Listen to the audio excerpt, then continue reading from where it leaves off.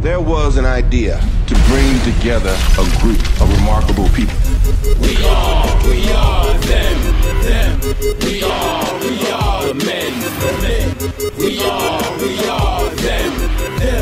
We are Ali's men.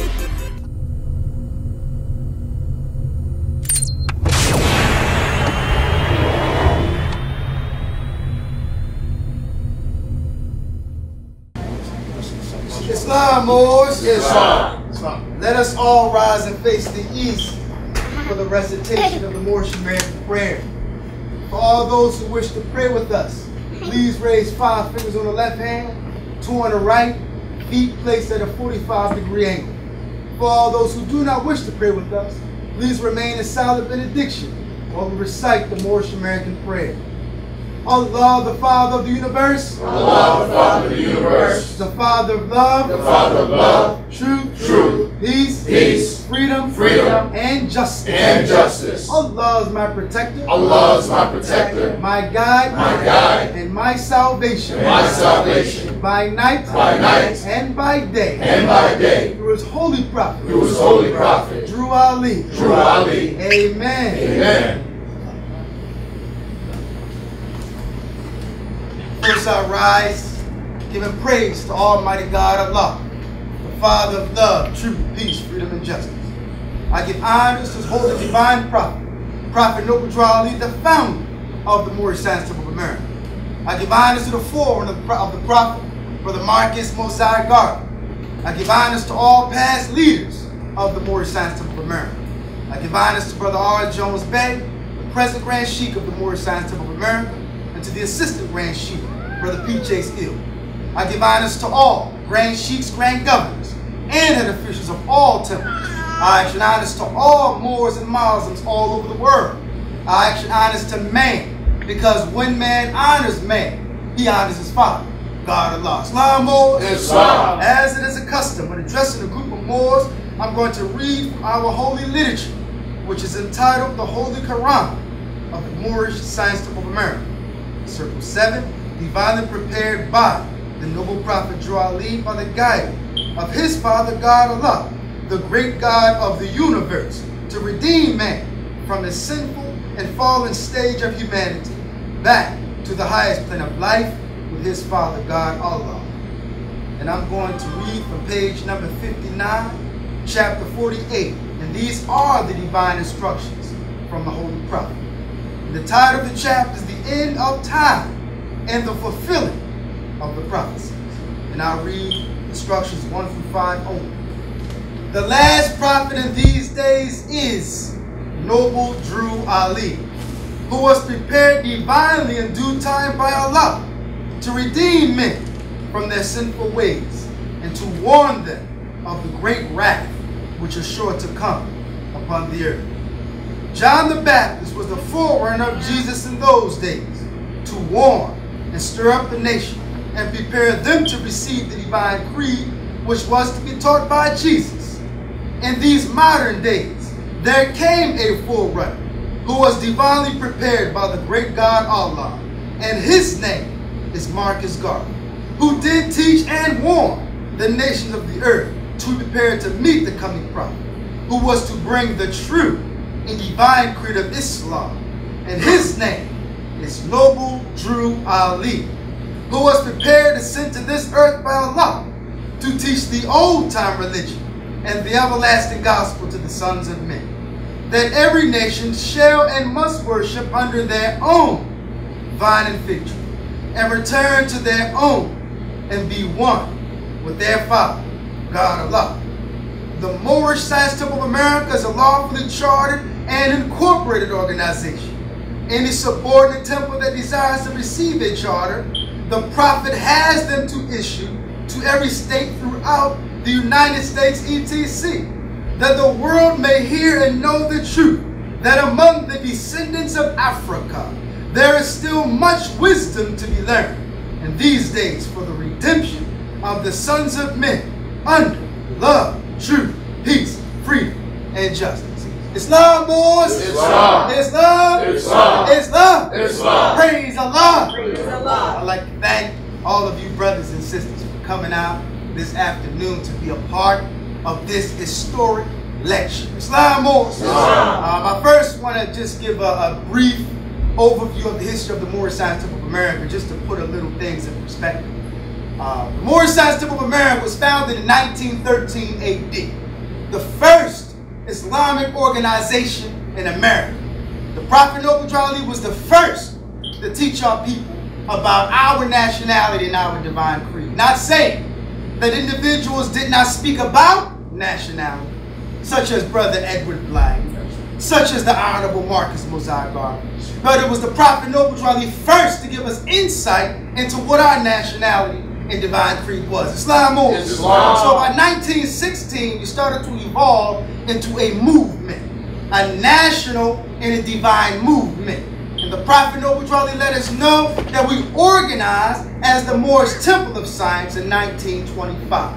He says that we were legally incorporated as a civic organization November the 29th, 1926.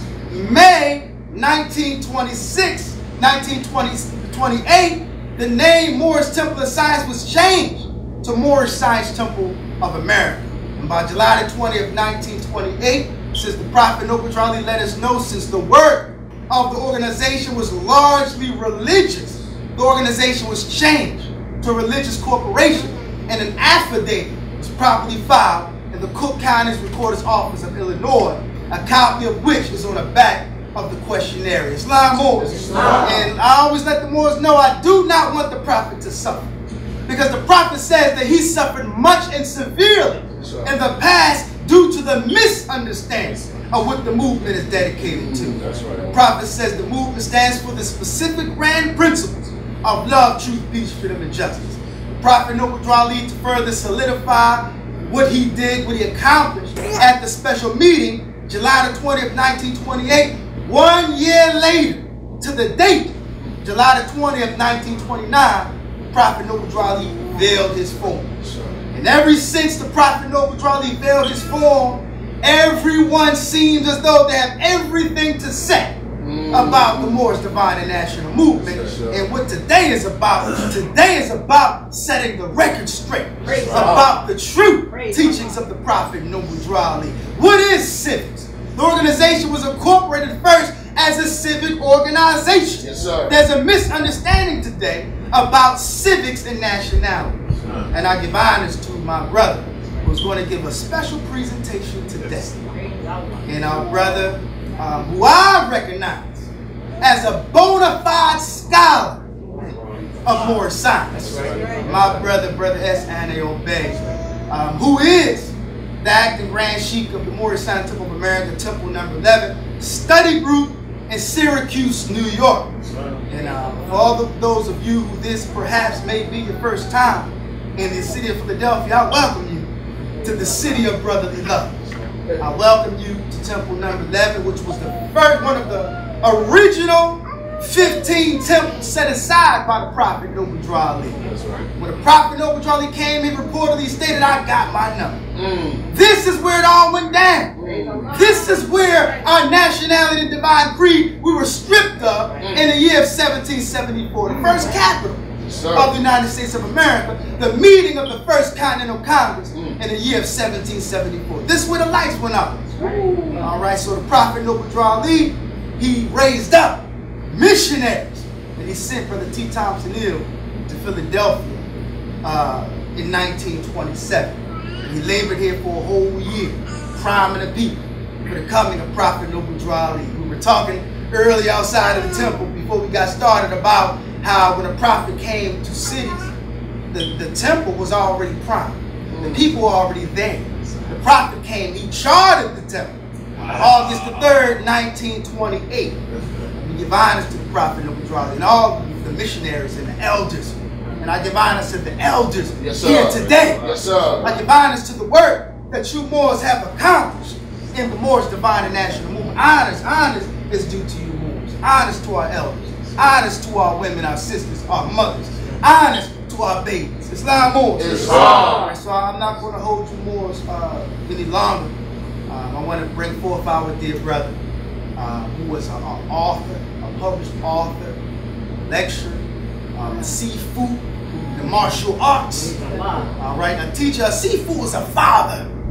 He's a father. He's a husband. Praise Allah. A bona fide Moorish American Muslim who loves Allah, the Prophet, and the Moorish Science Temple of America. And to give a presentation like this, I can't think of no one more qualified than our dear brother S. Anael-Bey. So I'm not going to hold you no longer. Everybody all right? Yes, sir. Praise Allah. You Moors ready for this demonstration? Yes, sir. Praise Allah. If you don't have your pen and pads out, get them out, because the brother's going to have some very, very pertinent information to share.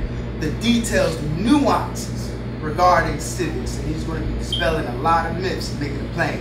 So I want to call forth our dear brother, Brother S. Anael-Bey. Let's give our brother a hearty Islam! Islam! Islam! Islam! Praise Allah! Islam! Islam! Islam! Islam! Islam!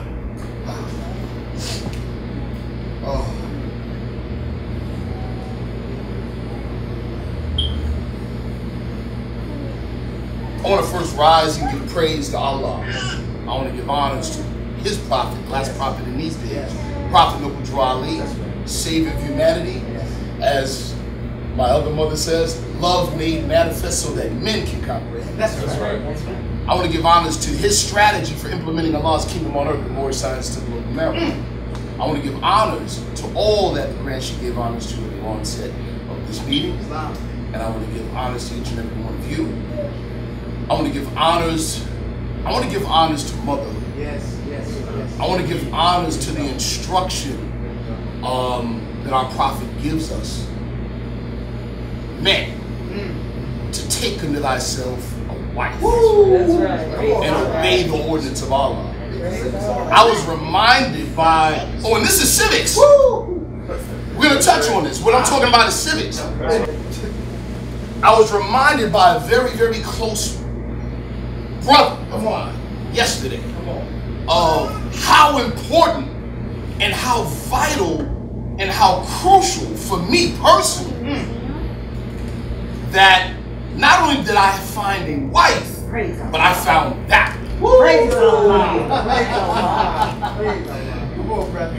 Because I found that. Yes, sir. I want to give honors to my wife. Yes, Almost daily, I'm trying not to. One of the last times I was here was when we were sitting right here exchanging vows. And almost daily, I'm not reminded, I discover new reasons to be grateful. That's right. The cornerstone of saving the nation is family. That's right. And the cornerstone of family is the relationship between husband and wife. That's right. It's the cornerstone. That's right, brother. That's what's going to save this thing. Yes. Not all this high science. Not all these trickle-down theories. Come on.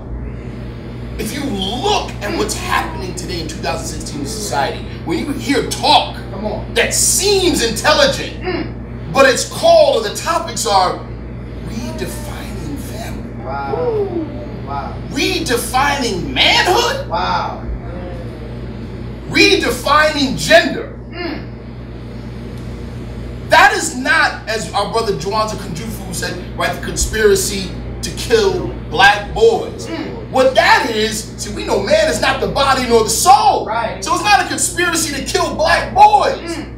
It's a conspiracy, it's an outright attack on the principle, the spirit of manhood itself. That's what it is. You take that away, and you want to talk about the word emancipation. We don't need physical change. Don't need it. Attack the spirit of manhood, and you'll find no men. You'll find no men. That is the #1 social services program for Asiatics is the restoration of the family unit. Period. That's what it is. That's right, brother. You all ready? Come on. I can get that out. All right. In 1998, the very first lecture I did was at the Dempsey Center in Harlem, New York. It was before I came to the Prophet. I came to the Moorish Science Symbol of America in the year 2000, summer year 2000. I was involved with the Moorish movement since 1990. I came in by way of, I came into knowledge of this by way of a student of the late Charles Mosley Bey, or C.M. Bey. The late brother J. Johnson Bey of the Circle of Mothers and Sons, Cleveland, Ohio. This is important for me to say in this particular lecture, because I don't want those that advocate some of the things we're going to speak against to think that I'm speaking from a position of ignorance. Come on, brother.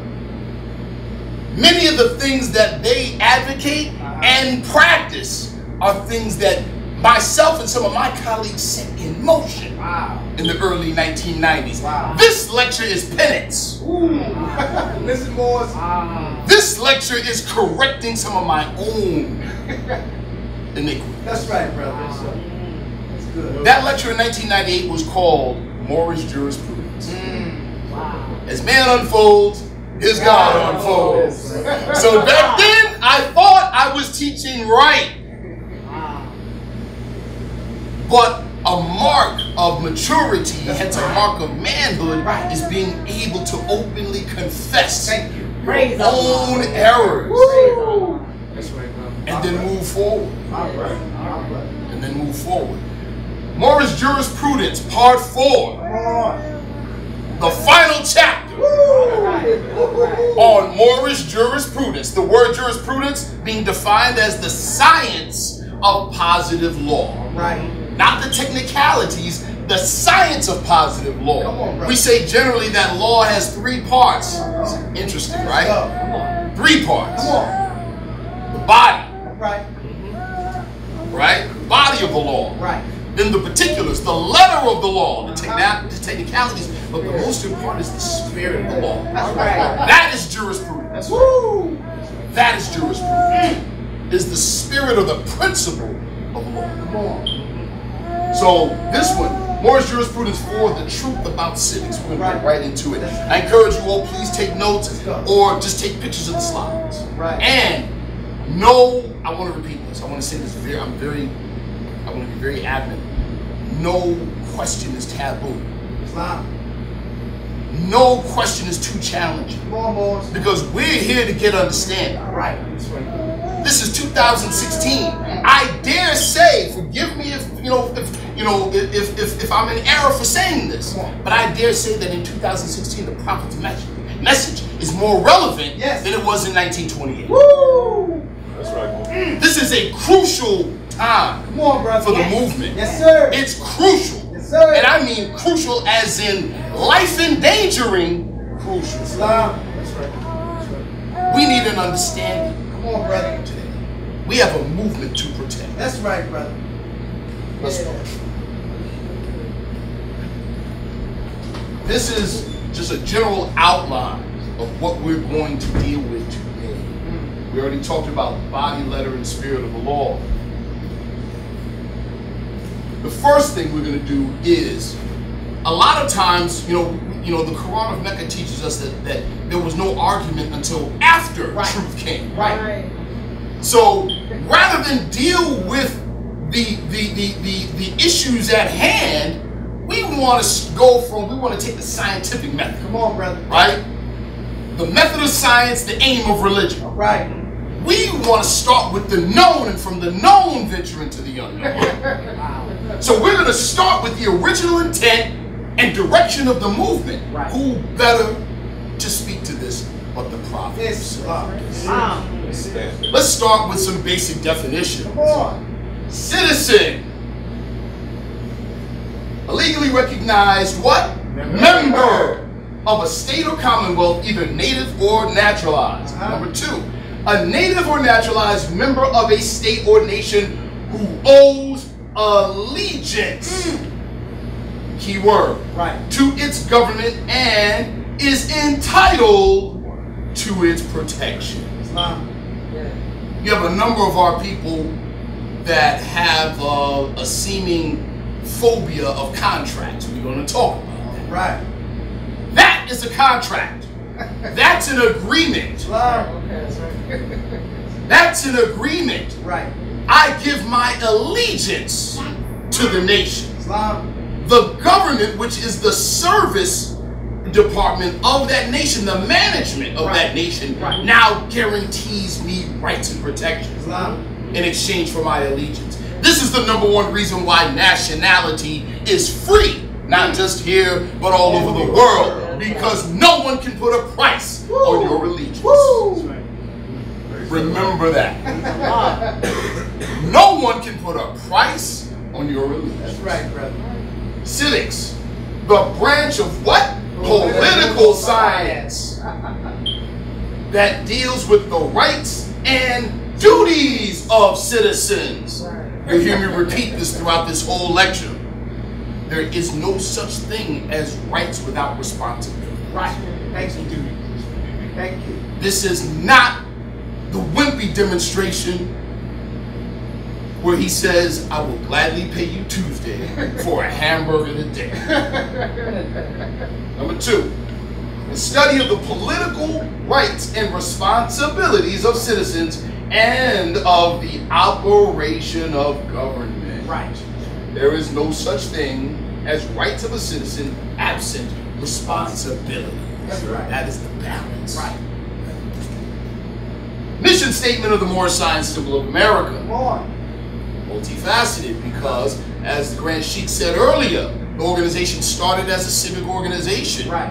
and then was changed to a religious organization. Right. But our Islam is not a quietist Islam. Come on. Quietist meaning, oh, well, we just practice it inside the temple on holy day and on Sunday. Let's make it plain, brother. Come on. Come on. Our Islam, wait a minute, let me back up. What is our religion? Islamism. If you look at anyone's definition of Islamism, whether they're pro or con, they agree that it is a political Islam. Right. It is an Islam that touches every fabric of our activity. Islam. Right. Everywhere we go is the temple. That's right. #1, mission statement. Propagate the faith. Faith, what faith? The faith of Muhammad. Islam. Let's make no mistake on that. That's right. And extend the learning and truth of the great prophet of Ali in America, to appoint and consecrate missionaries of the prophet, and to establish the faith of Muhammad in America. Right. Also, to uplift fallen humanity. Right. Lastly, to teach the things that will make better citizens out of men and women. That's right. Wow. That's right. Let's go back. Civics, the branch of political science that deals with the rights and duties of citizens. Right. November 29th, 1926, the organization Moorish Temple of Science was incorporated as a what? Civic organization. Yeah. Now there is no more, there should be no more question as to what civics is Thank you. and what civics is not. Come on. This definition we all should know. Yeah. Black's Law Dictionary, 2nd edition, 3rd edition, 4th edition, 5th edition. Nationality, that quality or character that arises out of the fact that a person belongs Come on. to a nation or a state. Right. Nationality determines one's what? Political status. It does not say status at law. Specifically with reference to what? Allegiance. While domicile determines one's civil status. Nationality is acquired either via birth or naturalization. Another nationality, the status of what? Belonging to a particular nation. Right.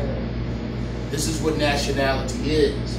Nationality is not a get out of jail free card. Thank you. Nationality is not a I'm better than another national group ID. Come on. That is not what it is. That's right. Nationality does not determine status at law. It is not a determining factor of which laws apply to certain individuals or how they are applied.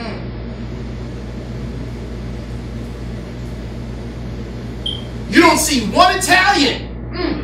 I'm skipping ahead. Come on. In the history books, we know it's not true, but hey, they believe that they discovered America. via Christopher Columbus. But you don't see not one of them pulling out a national ID or the like that says I'm an Italian American and therefore I don't have to pay taxes. Right. Related quotes from the Prophet Noble Drali. I am glad to know that I have a few faithful Moors among you all, and I desire for them to know the truth and the divine truth. Right. There's a host of jealousy about me in the movement now by the same people of our side of the nation that claimed it was only a joke and unreal. But now, since they have found out from the government officials and the nations of the earth that this is the only sole foundation that all Asiatics must depend upon for their earthly salvation as what? American citizens. What do we see here, people? When the prophet spoke of earthly, we're returning to Islam, it was founded by our forefathers for our earthly and divine salvation. He now here clearly defines earthly salvation as what? American citizens. That is the definition. Full Americanization with all the inherent rights and liberties as any other national group on American soil. That is earthly salvation, people. They are working every scheme they can to disqualify me so they themselves may take charge of the situation. Another quote. There is but one issue for them to be recognized by this government and the nations of the earth, and it comes only through the connection of the Moorish Divine National Movement, which is incorporated in this government. Let's stop right there. There's a controversy over Act 4 of the Divine Constitution and Bylaws. This organization of the Moorish Science Temple of America is not to cause any confusion or to overthrow the laws and constitution of the said government, but to obey hereby. The question is, which government? You have some people say, oh, it's talking about itself. Talking about the government of the Moorish Science Temple of America. I beg to differ. And so does the prophet. Let's continue. And recognized by all nations of the world. And through it, here we go. Now we're getting more clarity on nationality and its importance and its use. Through it, they and their children can receive their divine rights unmolested by other citizens. Here we go. Here we go.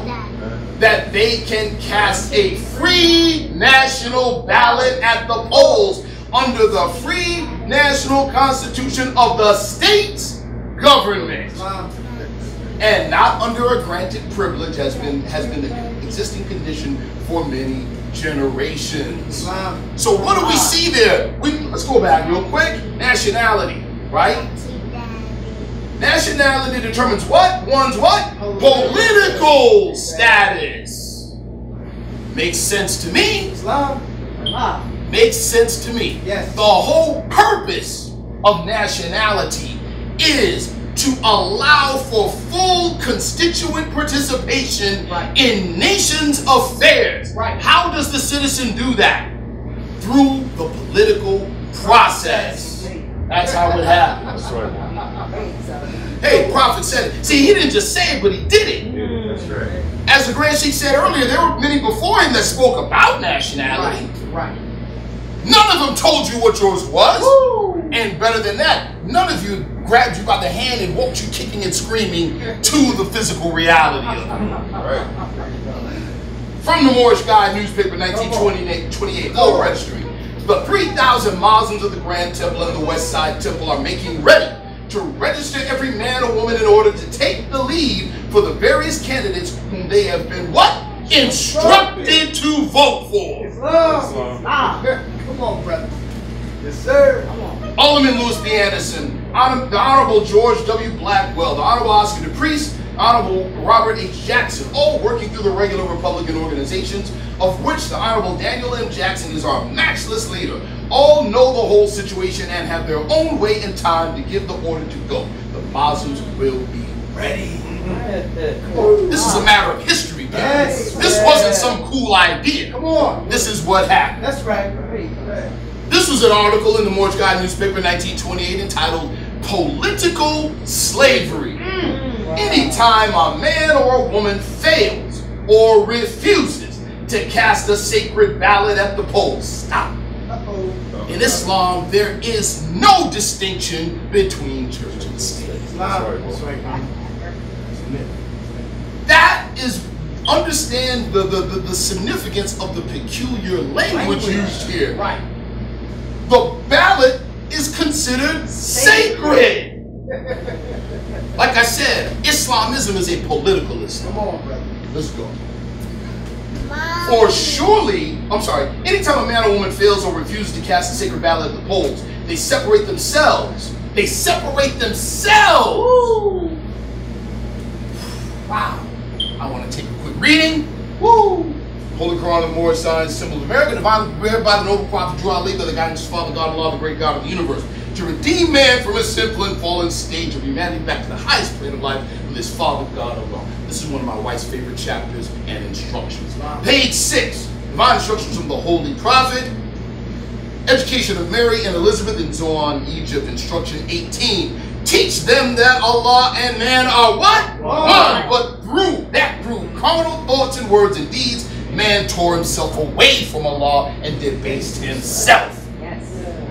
Anytime a man or a woman fails or refuses to cast a sacred ballot at the polls, they do what? Separate themselves from all rights of an American citizen, meaning you gave up your earthly salvation. Wow.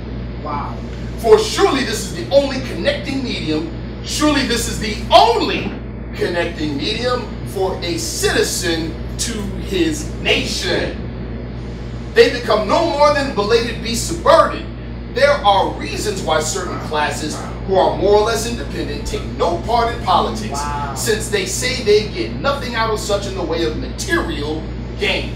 This is no less than a political slave, since they are refused to voice their sentiment at the polls. Let me stop right there real quick. I mentioned this before, I'll say it again. What sense does it make to go to the corner store to buy milk and put your money on the counter and leave without the milk?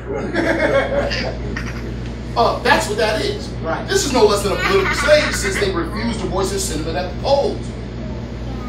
You have skin in the game, people. Right. I don't care if you work the day, you haven't worked a day in your life. You go to the corner store, you buy clothes, you pay, right, that's tax money. Even if it's not coming directly out of your pocket, but it's by coming through you by way of a program, it's still your money. Right. Right. You have skin in the game. Right. If you don't have a hand or a voice in how your money is spent, right, you can't get mad right when other people spend your money the way they want to spend it. Wow. Wow. Another form of political slavery, which is probably more prevalent among the less independent classes, is that of being forced into one of the major parties and there bribed, coerced, or otherwise forced to vote the wishes of someone else, regardless of their own minds. See, people during that time period, a number of us, because the prophet and the party that the people that the prophet endorsed was the Republican Party. Right. The presumption by many is that, oh, well, we were pro-Republican. No. Make it plain. No. Come on. There is party politics, right, and then there is people politics. There is community politics. Come on. When we talk about a free national ballot, national meaning what? Our particular national group with our own peculiar and particular issues, with our own peculiar and particular problems. We come together like any intelligent group of people. Ants do this. Come on. And they come together and they assess their collective issues and devise a plan called a political platform or an agenda to address their issues. And then they mobilize behind that plan and they put it on the ground. That's right. That's how it works. Before there can be a general relief for the economic good of all forms of political slavery must be abolished, and every citizen must take its part in the affairs of the nation. We're going to talk about that a little bit later. This is another one. Moorish Guide, National Edition, the very first newspaper, the very first printing of the Moorish Guide. Since the organization and establishment of the Moorish Symbol of America in 1925, its growth has been enormous. The facts concerning the Muslim religion meets the approval of people everywhere. For one to have explained their nationality, the history of their forefathers who were the masters of the first civilization of the old world, is to give them something that fills a vacancy in their lives and gives them a courage and hope to obtain the fullness of life as was divinely ordained by our master, Allah.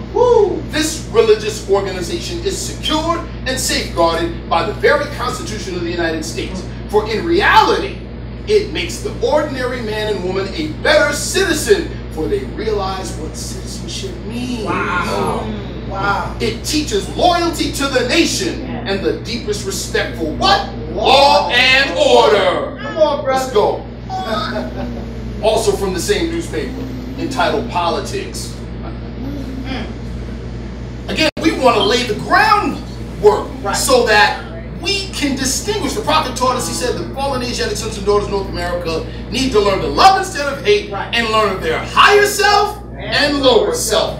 That goes organizationally, especially now when you have a divergent and a cancerous thought form infiltrating the organization. And that's what we're speaking to. We literally need a doctrinal Armageddon. Where you separate one from the other. You draw the line in the sand so we see who's who. That's right. Politics. Come on. In the matter of electing a congressman for the 1st Congressional District of Illinois and the presidential election will be found such political activity that has not been seen for many a year. We stop. This was in 1928. Right. Rosewood, Florida went down in 1923, 5 years before. And they were hanging Asiatics and putting signs on them and said, "This Negro voted." Wow. Think on that. Think on that. In my last presentation, which was a debate, I produced a short list of cities in the South that were run by our people. And the for lack of a better term, forget the term, the whitewashed name given to what happened in these cities is they said they were race riots. They were not race riots. What happened in Rosewood, what happened in Tulsa, Oklahoma, what happened in Wilmington, South Carolina, what happened in these cities in Utah, Alabama, Coshada, Louisiana, that's another one. What happened in these cities were literal, organized, armed takeovers of Asiatic cities by Europeans, organized by the KKK and the White League. That's what they were. So the prophet, 5 years within this literal era of time, organized thousands of Muslims and voted. And not one of them got hung. Islam. Figure that out. Not one. To the thousands of members of the Moorish Symbol of America, will these matters be discussed at length? The opportunity to elect one to Congress whose interest in such matters that are close and dear to us now presents itself. Notwithstanding the fact that we were much disappointed when, for some reason not known to us, our choice, which is the choice of the district in the person of Alderman Lewis B. Anderson, was not selected as the representative for Congress, we still feel that he is the only logical one to represent the people of this district. Now it seems that there are others who have been placed in the running, some chosen by the representatives of the people and others self-appointed, but the members of the Moorish Symbol of America are governed by the opinion of our present political leaders, for we feel that they know what is best for all. What does this tell you? The prophet and the Moorish Symbol of America and the members of this organization were heavily entrenched in politics. Because that is the purpose of nationality. Nationality determines political status. Political status brings political power.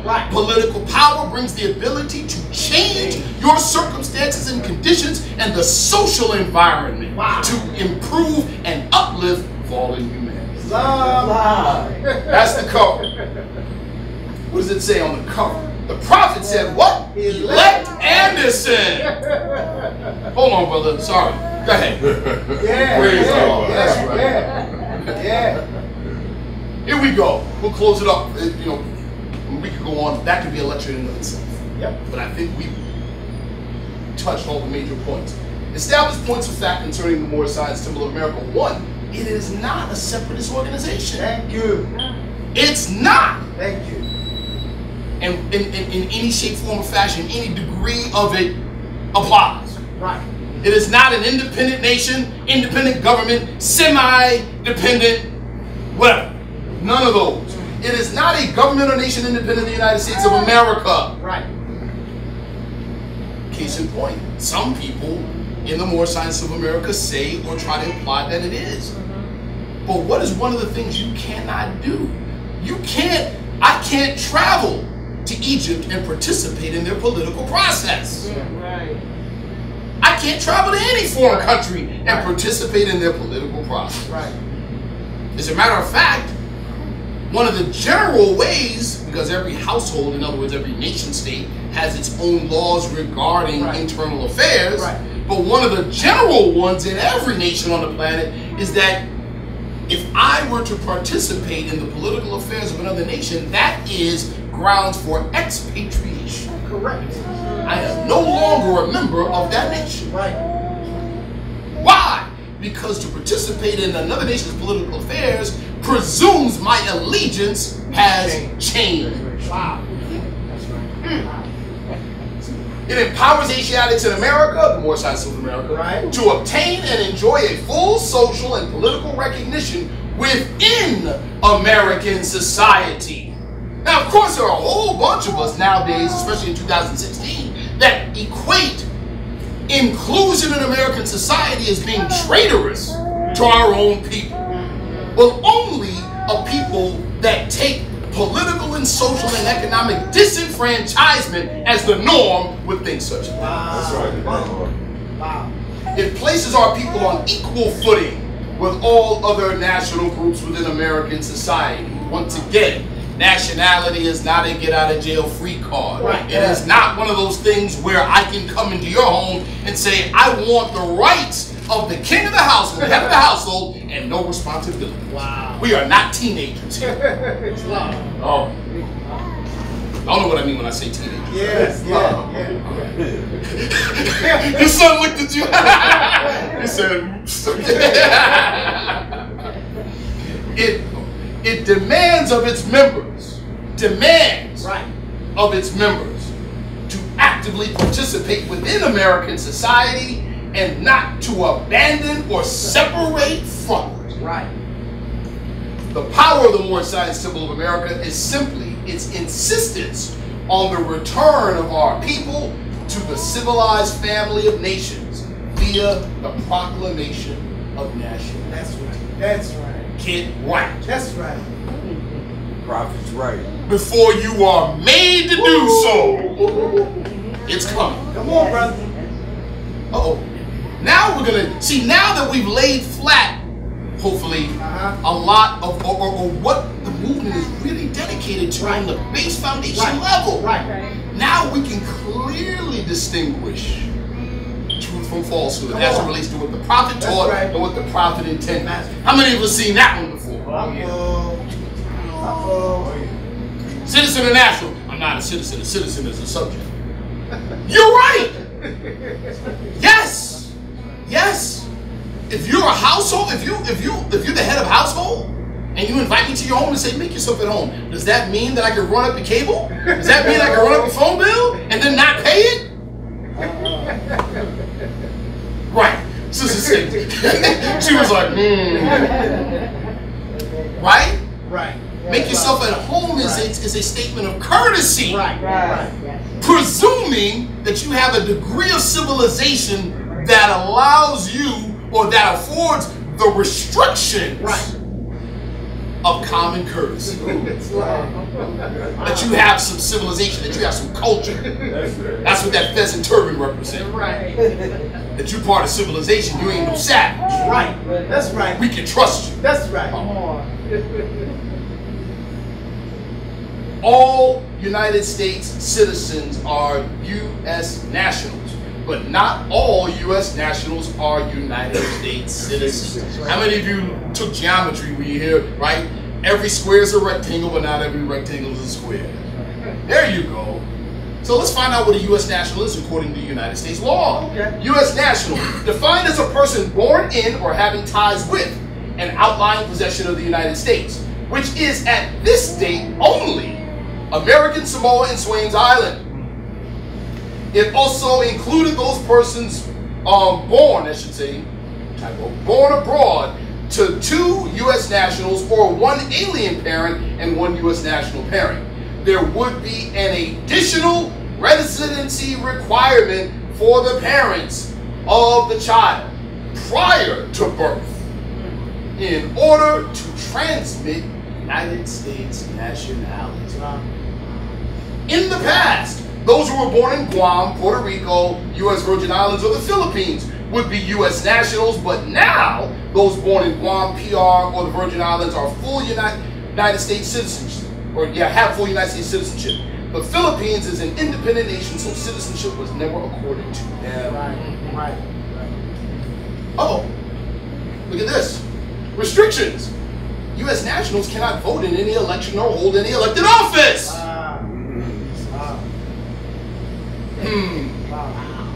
Rights. They are allowed to work and reside anywhere within the United States with no restrictions. Eligible for U.S. passport. The passport is exactly the same as that of a United States citizen. Whoa, there's a distinction there.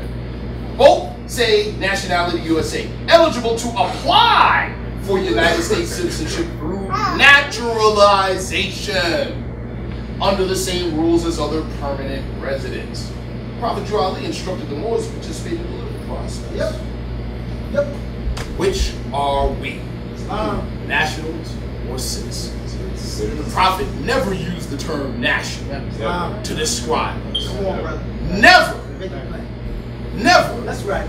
And if he knew enough about nationality back in 1913, that most of us who have letters, who are schooled, still don't know, I think he would know the difference between citizen and national. So we can't use the excuse, well, he just didn't know it.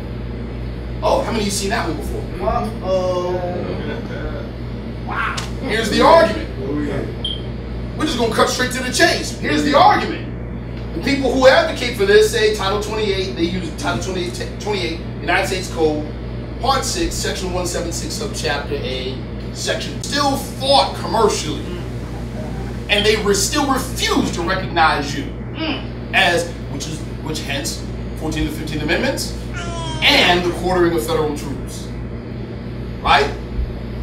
In 1877, the leaders in the South, the political leaders in the South, made a compromise with the then President of the United States and said, we will no longer resist you if you pull the federal troops. Federal government said, okay, pull federal troops, turn their backs on the Asiatics. What happened in 1877?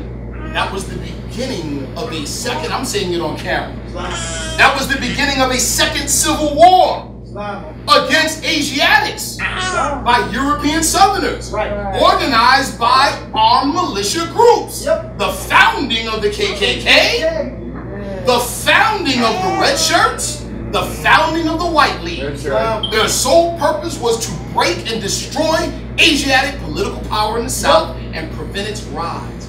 You know, the brother Anael-Bey, he said one thing in one of his pieces of literature that corresponds directly to this. He says, right, under the Knights of Columbus and the KKK oath, to never allow the descendants of the defeated Moorish nation in this hemisphere to ever be recognized as members and citizens of this United States Republic.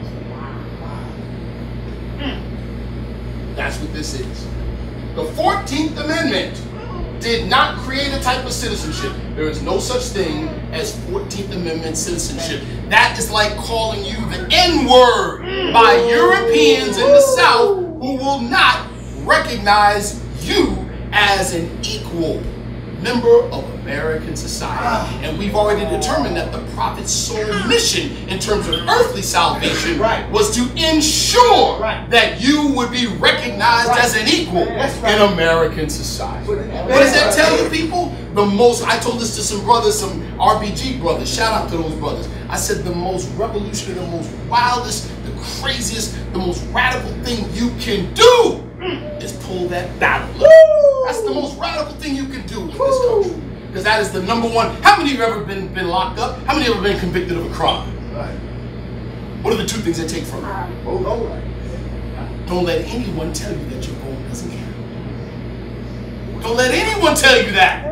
They take away the right to bear arms and the right to vote. Why? Here you go.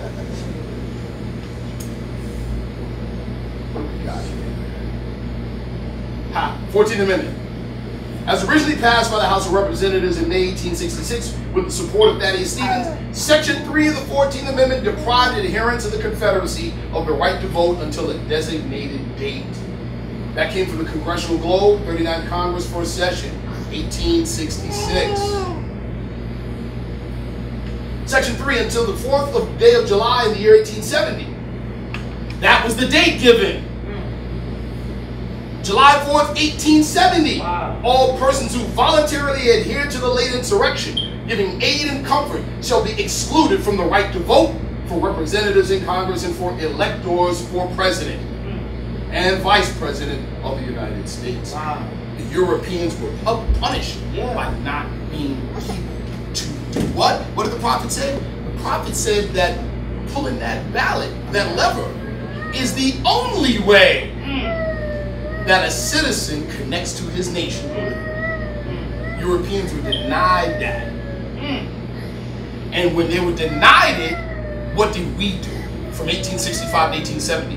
Voted by the thousands and ran for office by the scores. What does that do to the whole narrative that the Asiatic during that time was ignorant, lazy, uneducated, listless? Throws that out the water. Where did that narrative come from? We're going to find out. When House Resolution number 127 was taken up in the Senate, that chamber voted unanimously to strike out the House proposal and substituted a new third section, the version that became part of the Constitution. Confederate sympathizers, here we go, people. Confederate sympathizers disliked the 14th Amendment, not only because of the citizenship clause of Section 1, but because of the citizenship limitations of the third section, ultimately placed on European Southern rebels, which lasted until the General Amnesty Act of 1872. Once again, people, why are we talking about this as what Europe? Because a lot of our people with fezzes and turbans are saying these very same things and advocating these things. How crazy is that? Latin term of law, of jurisprudence. Nullius filius, Latin, it means a son of nobody or a bastard. This is significant. A bastard having no heritable rights in the eyes of the law. One devoid of ancestry, which loss of nationality affects. Negroes have no histories, have no connection to a past, thus are incapable of ancestors. Rendered Nullius and are denied all of the rights, liberties, and recognition that citizens are afforded.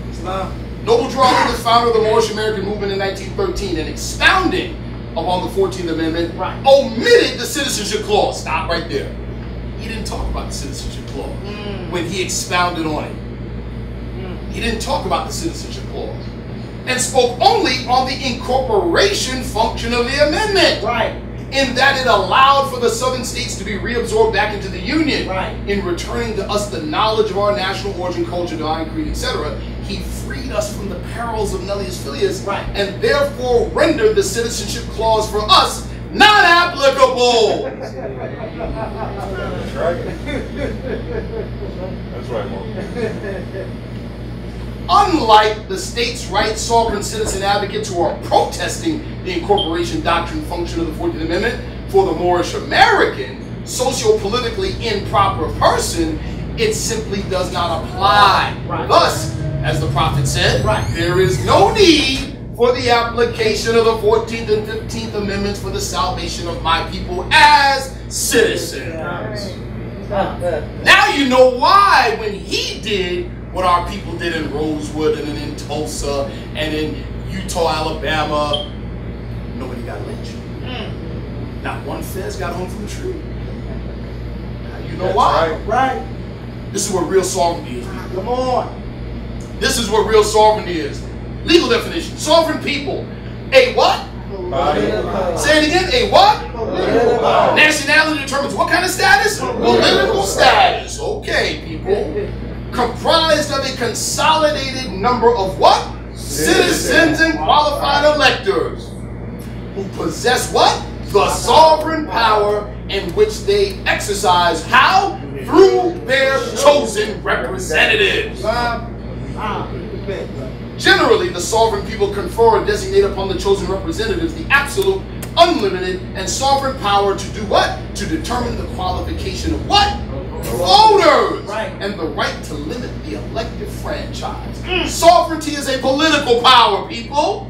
There's no such thing as a sovereign individual. Let me repeat that. That's right. There is no such thing as a sovereign individual. Sovereignty is not an individual possession. Sovereignty does not equate to immunity to laws, codes, statutes, etc. Let me put it real simple. See, I spent years, months, and days in law libraries, shepherdizing cases, putting together documents, arguing with judges and lawyers, sitting behind bars for a couple days. All of the above. Won some cases, had a whole bunch dismissed. I'm not proud to say it, but I'm just going to state the fact. A lot of the stuff you hear about, I can show you documentation, but this is on camera and it's going to encourage too many people. So I'm not going to show it. But I can show you documentation of case wins, of dismissals. My wife has seen some. You know what she did when she looked? She gave me that disapproving mom.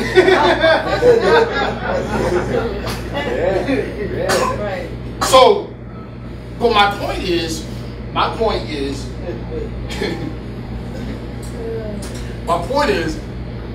I did a lot of these things. I did them, and I was, and the sad part is that I was quite successful. The reason why I was successful was, by and large, it wasn't why most of our people are doing these things today. And let's be real about it. We're just going to be real about it. Why are they doing these things today? Get out of a weed charge. Be in a traffic ticket. Child support. Let's be real. We're family. See, when I got these things, I literally in my heart believed that this was the direction of the movement. So when I went hard, Me and my brothers went hard. So hard that there's a judge, and I'll say his name on camera, he's retired, Judge Langston McKinney. After we had calmed down a little bit, Judge Langston McKinney in his office told me, he said, in Seamus, he said, brother, I'm so glad you all calmed down. So we were like, yeah, we gave them fits. In the court.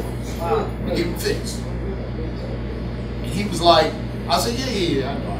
He said, no, brother. He said, don't you know that there was a contingency of officers that wanted you all dead? Wow.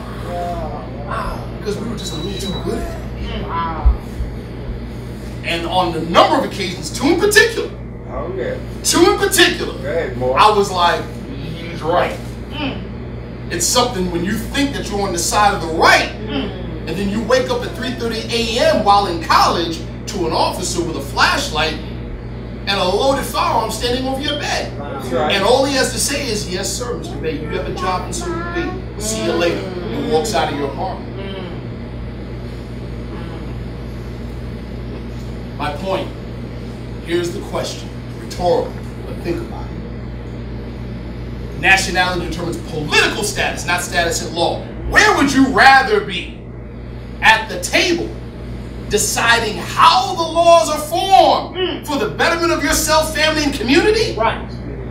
Or arguing the laws with a low-level magistrate after the fact?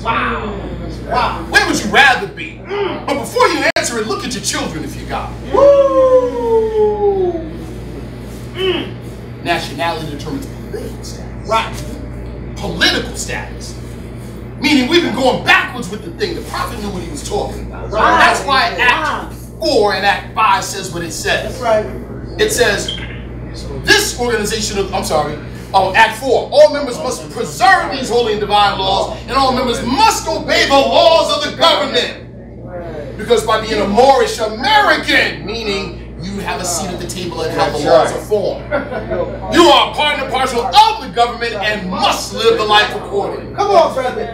Come on. If I help make the laws, there you go. Why wouldn't I follow? Thank you. And if you don't like how the laws, I'll tell y'all a quick story about some brothers in North Carolina 3 years ago. There's one brother called himself a Moor. Right. Didn't like how his outcome in court went for him. He did what a lot of other Moors are doing and advocating. Father leaned against the judge. I'm going to show you all how this works. I'm going to show you all. He filed a lien against the judge. Judge and his wife didn't know until they tried to refurb the house. Wife saw, oh, there's a lien on the property, went nuts on her husband. Went crazy. Guess what their community did? Listen close, people. Demonstrate. How many are familiar with the Matrix?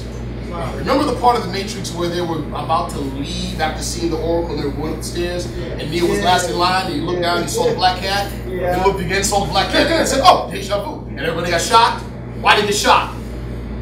It was a glitch in the Matrix. Somebody changed something, right? Okay, here we go. Here we go. This European judges community said, we got you, judge. Guess what they did? Wrote a piece of legislation. That's right. That's what they'll do.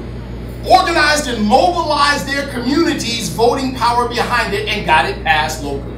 That's right. Guess what the legislation was? Made it a Class C felony to file a bogus lien. Woo! Guess who gets to decide it was bogus? The judge. Wow. Oh. Wow. Wow. That's called political power, political status. Change the whole environment. I said, try that now, Mr. Old Man. Try it again. You're going to open the door thinking it's a door, and it's not. It's a brick wall, my man. Well, the way it worked for them, it should work for us. Right. That's right. Same way. And guess how? Now, and guess what? Since it was local politics, when they put it in the law, it went into effect that day. Woo! Not 3 years from now. Wow. That day. That same day. That's right, Mom. The concept of an individual's sovereignty is antithetical to nationality. Meaning there is no such thing as a nation of one. No such thing as a nation of one. Anybody who has lived the street life and understands the street code knows. You are not a gang of one. Sorry.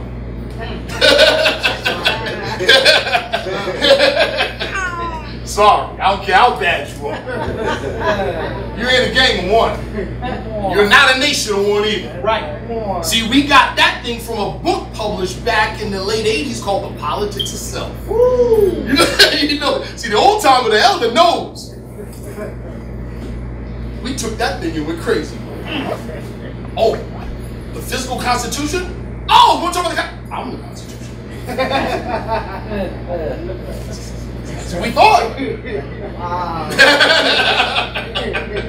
That's what we thought. Sovereign citizen standards. This is what we're finding today, people. This divergent stream of thought is masquerading. It's doing like a virus. The virus does what? It mimics and mutates. Yeah. Mimics and mutates. Right. Right. That's what it does. Yep.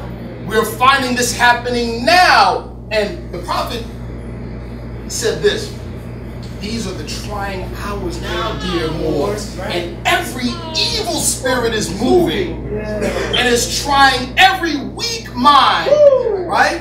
To cause confusion in the minds of those that would believe or do believe. This is what we're dealing with. Right. So it's masquerading. We have to put the light on. That's right. That's right. So what you have today is a lot of stuff, the stuff that we just described. But it's not called sovereign citizenship. It's not called sovereign citizenship. I'm not a sovereign. Oh, I'm not sovereign.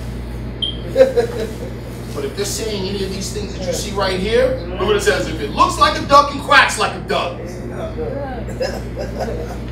Revocation of federal citizenship. Oh, I'm not a citizen, I'm a national. I'm not a citizen. Citizen is a subject. And then what the prophet said, right, now we know who's who. This is invasion of the body snatchers for real. Yeah. You need those special glasses. Insist on existence of 14th Amendment citizenship. Believe they are only subject to natural law and common law. Let's stop right there. Common law, let's talk about that. How many are familiar with McCritchie's book, Ancient and Modern Britain? Yes. So that means if you're familiar with that book, you know who the nobles were in the UK, in ancient England. Right. You know who the nobles were. Yes. That's right. Okay, let's give you a little brief history on common law. You had the nobles, you had the serfs, you had the common man. Common man was the serf, was a commoner, but he was under the protection of a noble. Common man was out there in the field by himself, wife, a little bit of property, his cattle or whatever, livestock. Meaning he was unprotected. So the nobles would come in and quite often did, right, kill him, rape the wife, take the wife, enslave the children, take the property. So what did these European common men do? Petition the real sovereign at that time, which was the King of England. Put together a document that protects the rights of the common male landowner, European. He drafted something called the Roman Catholic Magna Charta. Right. There's your common law, people. That's your common law. Wow.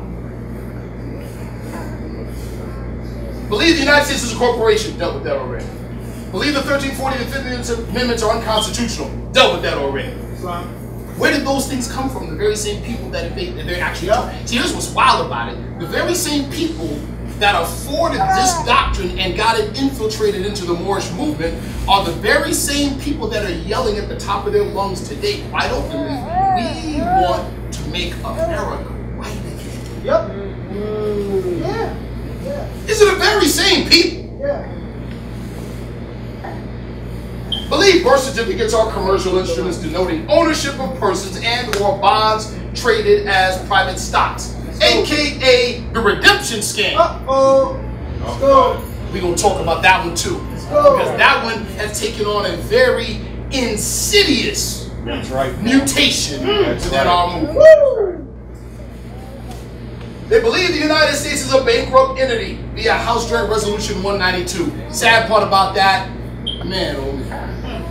Man, oh man. You hear our people all the time, you hear, especially in the conscious community, saying, the European man didn't treat us right, why would he teach us right? And then we'll go right on and quote the man. Quote it! Like, yeah. House Joint Resolution 192. Oh, the U.S. went off the gold standard. So, you know, the bills in your pocket are worthless pieces of paper. It's fiat money. Exactly. The debt credit devices of private banking. It's just debt in your pocket. I will solve that problem.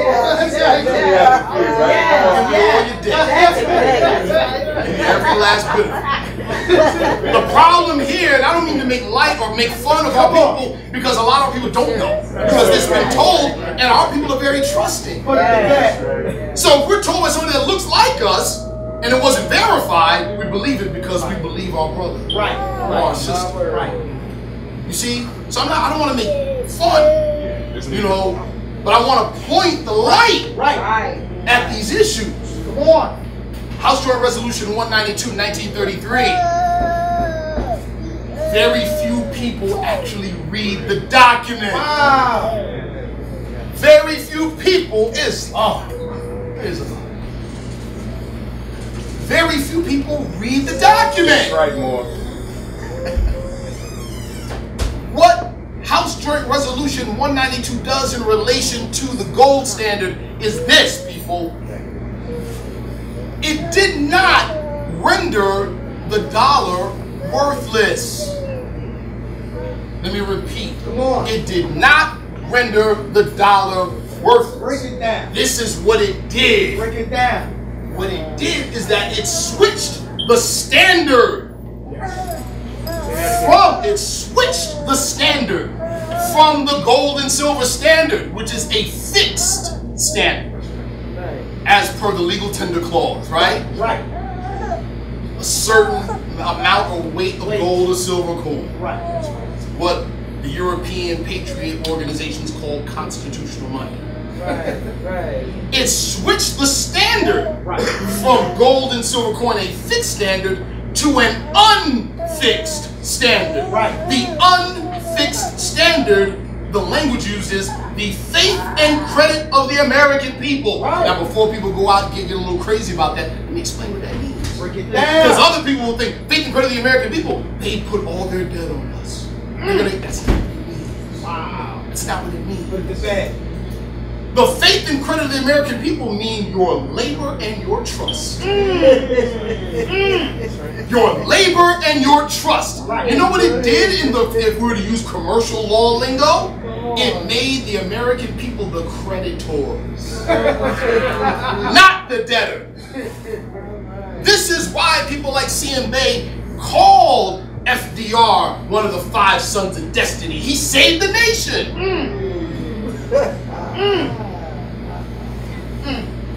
He saved the nation. Yes, it is. Going from a fixed standard, let's put it real simple. Right. Would you rather have a savings account of $100 or a checking account of $100 or a black card? Which one you want?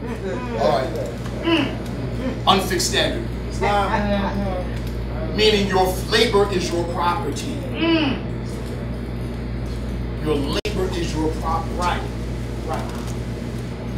Now, let's just show you how powerful that is. I'm skipping way ahead. I've said this and I'll use it. I've said it before, I'll say it again. Urban music. Who created urban music? Who created rock and roll? Let's just deal with urban music. We created urban music. Urban music accounts for 33% of world music sales annually. Wow. Wow. Do we benefit collectively from it? No. Who does? Your labor is your property. Who respects the guy that I don't even gotta stick you up with the gun no more? I just put my hand out and you give it to me. Woo! While your children starve. Yep.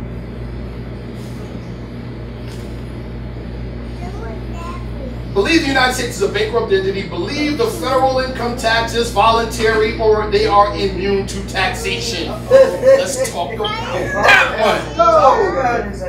Let's talk about that one. Let's talk about the income tax first. Talk about it. In 1990, in the booklet, in the 1040EZ booklet, the commissioner says in the introduction, she starts with this sentence. I can quote it. You know why? Because I was doing this back then. Wow. I was using it. I can quote it. She said, thank you. She was talking to the American public. Thank you for making the Internal Revenue Service the greatest form of voluntary compliance in the world. You know what we took that to mean? The income tax is voluntary. I ain't gotta pay it. That's right. Didn't the prophet teach us, or say that that one of the state or the mission part of the mission statement for the Moorish American is to teach our people the things that will make better citizens. That's right. Better citizens. Better. We also read from an excerpt from the Moorish Guide where it talked about learning about government. Right. That's right. Learning about it, Right. right? Right. Okay. In your local common council here in the city of Philadelphia, is there a police officer on there? An expert on law enforcement? Is there an expert on aviation? Is there an expert on trash removal? Is there an expert on transportation? Yes. No! What do? They contract with other private entities who provide those services on behalf of the managers of the city, which is the government of the common council. That's what they do. Right? Right.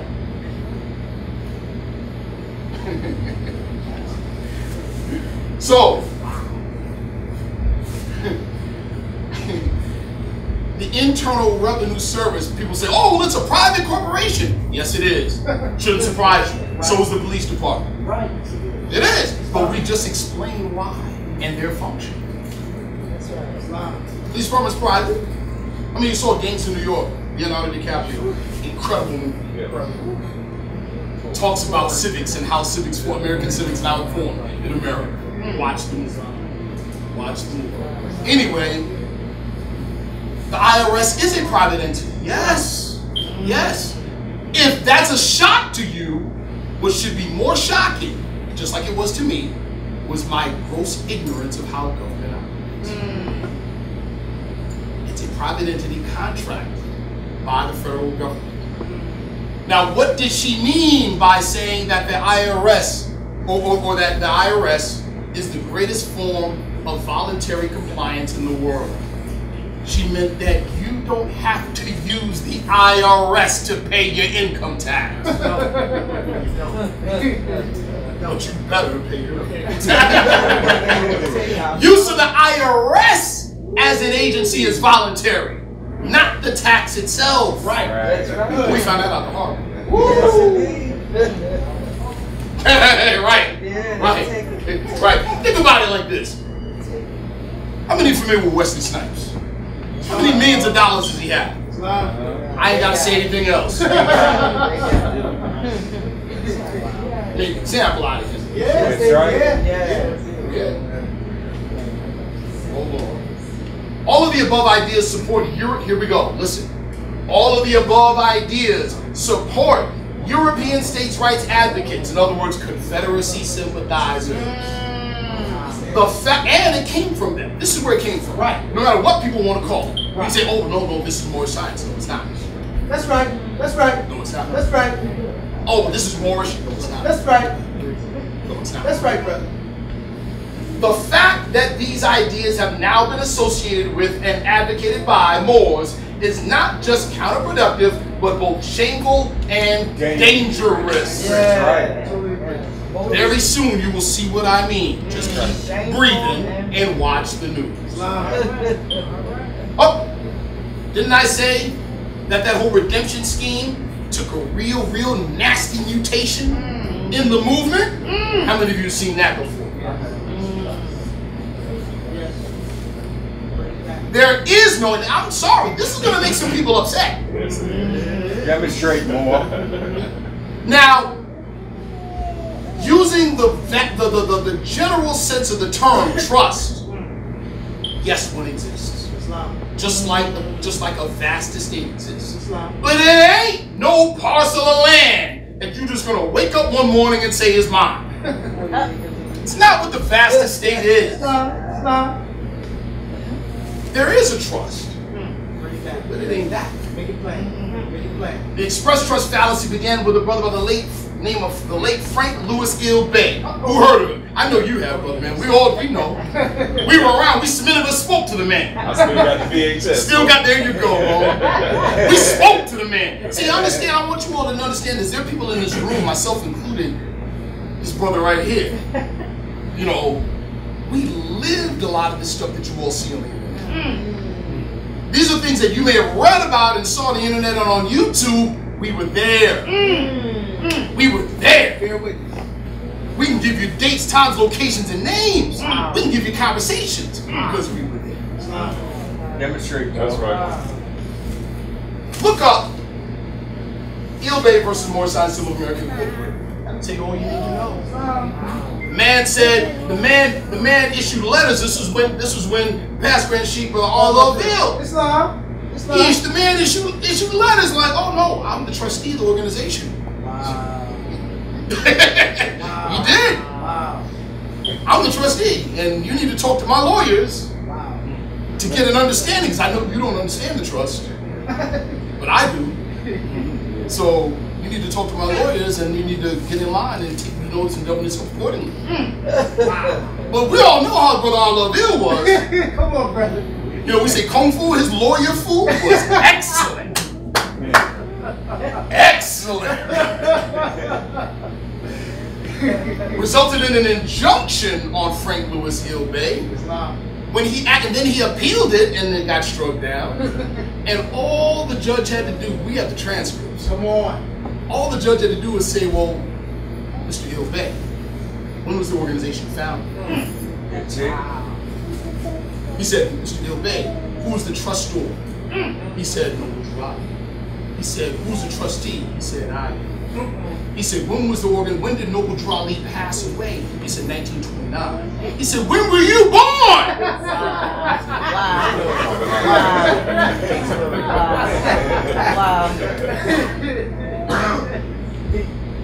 In its present iteration, it is used as the foundation for the Moorish redemption scam. Scam. And I mean, at the expense, I don't want to get too emotional about this, but come on, bro. Imagine. I just want you to imagine for a second, right? Someone you trust steals your identity. It ruined your credit. Wow. And you got babies to feed. Wow. You got a home to keep. Wow. That's what that's done and is still doing to the Moorish Science Temple. Let me explain how. You all have heard it. Usually, you know how they say with rat poison, right? Rat poison, 90% of it is actually good for the rat. It's the 10% that the rat can't taste that kills it. Wow. Right? So it's something in the lie or in the scheme that attracts you. Right. The devil's power is not just openly evil, it's to make evil fair seeming. Right. Right. Yep. To appeal to your higher self because you can't tell the difference between higher and lower. Woo. So thank praise the Lord for my wife, because sometimes, man, I think my higher self is saying, I need to punch this guy in the mouth. Like, yes, I get Allah wills it. He needs to get punched in the mouth. My wife is like, the prophet said, all Asiatic sons and daughters of North America need to learn to love instead of hate and learn of their higher self and lower self. You confused, brother. You need to have several seats. Eat this meal and reflect. So, but this is what's happening. The whole, and I'm just going to cut right to the chase, the whole, I call it the Moorish redemption scam. They're taking what Frank Louis Anael-Bey stated about an imaginary trust that involves chapter 47, verse or instruction 7. Their dominion and habitation extended from northeast and southwest Africa across the Great Atlantis, even to the present North South Central America, also Mexico and the Atlantis Islands, before the Great Earthquake, which caused the Great Atlantic Ocean. And that is taken, Frank Louis Anael-Bey said, that is the deed that describes, that's the deed of conveyance, and that describes our vast estate. So we have inherited a whole continent. So just by saying I'm a Moorish American with the name Anael-Bey, I own land. Thus, I'm a citizen of the land. That's another European sovereign doctrine called freemen on the land. How many heard of the Wash the Talk? Yes.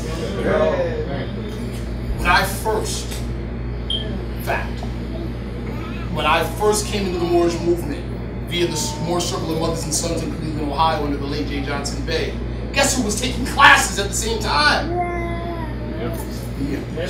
Wow. Brother J. Johnson Bey told me and my other brother Sovereign Bey, he said, yeah, we got a sister. And her family's been fighting this land claim for a while. And so we're going to help her, so we're going to get some land. That's what J. Johnson Bey told us. We got a brother right here who was in the Sisters in the Circle. Raise your hand, man. Islam. Tell you all about it. What was her downfall, brother? Well, she signed a treaty of peace with the Republic of Texas. The European white supremacist sovereign citizen group called the Republic of Texas. Soon after that, what happened? Well, they took some hostages. They ended up having a shootout with the federal government, which gave them, the federal government, the impetus or the excuse to raid her because she had an association with this group that they have deemed criminal. Wow. And when I had all my personal effects confiscated, went to jail, Same thing. The police told us, yeah, we had a shoot to kill order. And you had. Oh, we're gonna talk about that in a second. Yes, sir. Yes, we're gonna talk about that in a second. That's right. How many of you guys heard of that one? Break it down. Make it plain. Context, people. Remember that magic word. Federal versus state definition of terms. I know, listen people, listen, I can tell you, I literally won a case for a good friend of mine, a brother. It was one of the worst things in retrospect that I ever did. Because this was about 20 years ago. It's 2016, this brother still believes. Because I won the case for him. Wow. Because I had a sympathetic judge who wanted to listen to me. Wow. And let it rock. And at that time period, see, one of the reasons why we were very successful in a lot of these bogus legal arguments, because that's what they are, Right. is because we blindsided the legal system. We weren't prepared. We knew more about it than they did. Wow. It wasn't that we were right. We were just better equipped than them. Wow. That's right. Not in 2016. They see you coming a mile away. Yep. That's right. Not in 2016. I won a case. It was so, I don't even want to go into the details. But I actually won a case based on Murdoch versus Pennsylvania. Wow. I sure did. Sure did. I won it for a brother. And the judge dismissed everything. Win is not really a win. Let's keep that real. A win is a decision in your favor. A dismissal, for whatever reason, is not a win. Because it doesn't make precedence. Can't be used as silence. Right. It just means I ain't go to jail. That's what it means. But anyway, and also too, I used the Black's Law Dictionary definition of a driver. One who is employed in the use of the public highways for commercial purposes. I used the Black's Law Dictionary definition of a motor vehicle. A vehicle used for commercial purposes on the public highway, like a taxi driver or a stagecoach driver. Y'all have heard this before. Y'all heard this before. I used it, but guess what? I was just smarter than the judge. I was just smarter than the DA. They didn't understand context either. Driver's license issues are issues of what? Federal or state? State. What definitions should be used? You'll find that the state definitions fit the context and are different than the federal. Off with the head. Exactly. Oh, they know that now. They didn't know it then. They didn't know it then. They know it now, though. Right. Okay. Common law case law or common case law used to argue in favor. It sounds real convincing when you're not versed in how law works. Right. When you don't understand jurisprudence and you just understand technicalities. Right. Jurisprudence is the spirit of the law. When you don't understand the spirit of the law, when you don't have civics, and you have case laws just being thrown at you in the place of masquerading as civics, then you get stuff like this. Miller versus U.S. Actually, not Thompson, yeah, it was Thompson versus Smith. That's what I used. The claim and exercise of a constitutional right cannot be converted into a crime. How many of you heard that? This is how it's misinterpreted. Having a driver's license now puts me under the privilege of driving and takes me out of the right to travel. So therefore, the possession of a driver's license converts a right into a privilege and charges a fee for it. Isn't that what we used to say? Yeah. Let's go. Sneer versus Cullen. There can be no sanction or penalty imposed upon one because of this exercise of constitutional rights. Constitutional right in this case being understood to be right to travel. Thompson versus Smith. The right of the citizen to travel upon the public highways and to transport his property thereon, either by horse-drawn carriage or by automobile, is not a mere privilege which a city can prohibit or permit at will, but a common right which he has under the right to life, liberty, and the pursuit of happiness. That sounds kind of specific. Guess what? Just like House Joint Resolution 192, people read one part of it, or they hear a European say a part of it, and they take it as the whole of the thing, and then run with it. Yes, sir. They do the same thing with these cases. Somebody just did it just yesterday, online on our board, and we had to spank it. He said, brother, you never read the case. You literally just cut and paste this off the Sovereign Citizen website. And then we showed him the website. And then we showed him the case. Guess what? With all these cases, none of these cases are topic specific. In other words, none of them deal with motor vehicle licensing. None of them! Now let's give you, since you know these brothers like case law, I like case law. Let's give you some case-specific case law. Hendrick versus Maryland. The movement of motor vehicles over the highways is attended by constant and serious dangers to the public, and is also abnormally destructive to the ways themselves.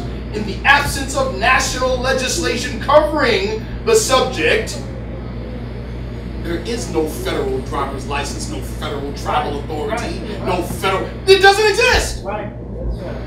A state may rightfully prescribe uniform regulations necessary for public safety and order in respect to the operation upon its highways of all motor vehicles, those moving in interstate commerce as well as others, those moving in interstate commerce as well as others.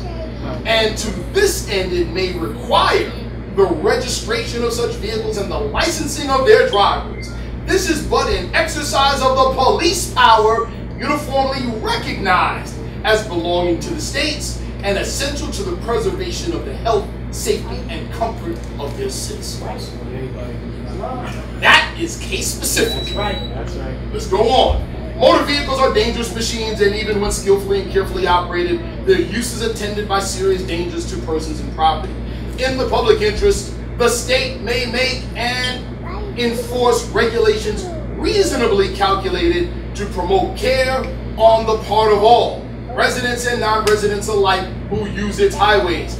Hess versus Pulowski, 1927. The use of the public highways by motor vehicles with its consequent dangers renders the reasonableness and necessity of regulation apparent. The universal practice is to register ownership of automobiles and to license their drivers. Any appropriate means adopted by the states to ensure confidence and care on the part of the licensees and to protect others using the highway is consonant with due process. Reeds versus Medley, 1941. State versus Skirtle, 1988. Recent. This is obviously a growing school of thought. This is my notes, I'm sorry. This is obviously a growing school of thought which have been misguided. The notion of right to travel remains wholly separate from the right or privilege to operate a motor vehicle on the public highways. Please note that the court made a point of discussing many of the arguments against requiring driver's licenses and also rejected the argument that if the travel is not commercial or not connected to government activity, that it is not susceptible to regulation. Montana versus Turk, for those of you that say, well, hey, I'm not traveling in a motor vehicle. I'm not driving a motor vehicle, I'm traveling in my conveyance. Montana versus Turk, using the term automobile and motor vehicle interchangeably. Ain't no way around. Oh, we got more. Aptheker versus the Secretary of State. The right to travel is not absolute, people. It is well established that the Constitution permits a state. Let me say that again. It is well established that the Constitution permits a state to regulate the operation of motor vehicles on its roads. In the absence of national legislation covering the subject, the state may rightfully prescribe uniform regulations necessary for the public safety and in order to respect the operation on its highways of all motor vehicles. You all see it. I'm not going to read it all. It's a lot. But the key thing right here, I'm going to read. Therefore, the question before this court is whether the requirement that one obtain a driver's license before driving upon the highways and, in the process, provide one's social security number is a reasonable regulation in furtherance of the state's police power. Here's the disconnect, people. The disconnected legal understanding regarding right to travel. Number one, the right of states to regulate under its police power does not infringe upon the individual's right to travel. It doesn't. I'm sorry. The right of the state to do so is protected by the Constitution for the securing the safety of life and property. A state is considered a person in the Constitution. It has rights just like individuals have rights. And the Supreme Court and Congress have not deemed that the regulation of rights for the purpose of public safety is an infringement upon your right to travel. Protection of rights is a duty of government and not left up to individuals solely or directly. Let's bring this right home. All right. Let's bring this home. You're in your vehicle with your children. I broadside your vehicle at about 40 miles an hour. Your child's neck is broken. I get out and say, oh, brother, I'm so sorry. And then I go and I grab my vest. But I'm a sovereign and I don't need a license, nor do I need insurance. Handle it yourself. Handle it yourself. You get it now? Yeah. Once again, people.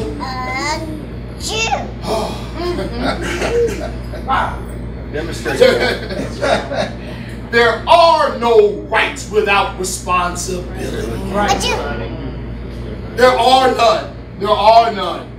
The word freely does not mean absent regulation. It doesn't. Now we're coming to the close. Final warning. And that's what this is. I want everyone to understand here that this lecture constitutes a public declaration that the Moorish Science Temple of America will no longer be passive. That's right. Dealing with these matters. That's right, brother. Come on. The Moorish Science Temple of America will no longer be passive. That's right.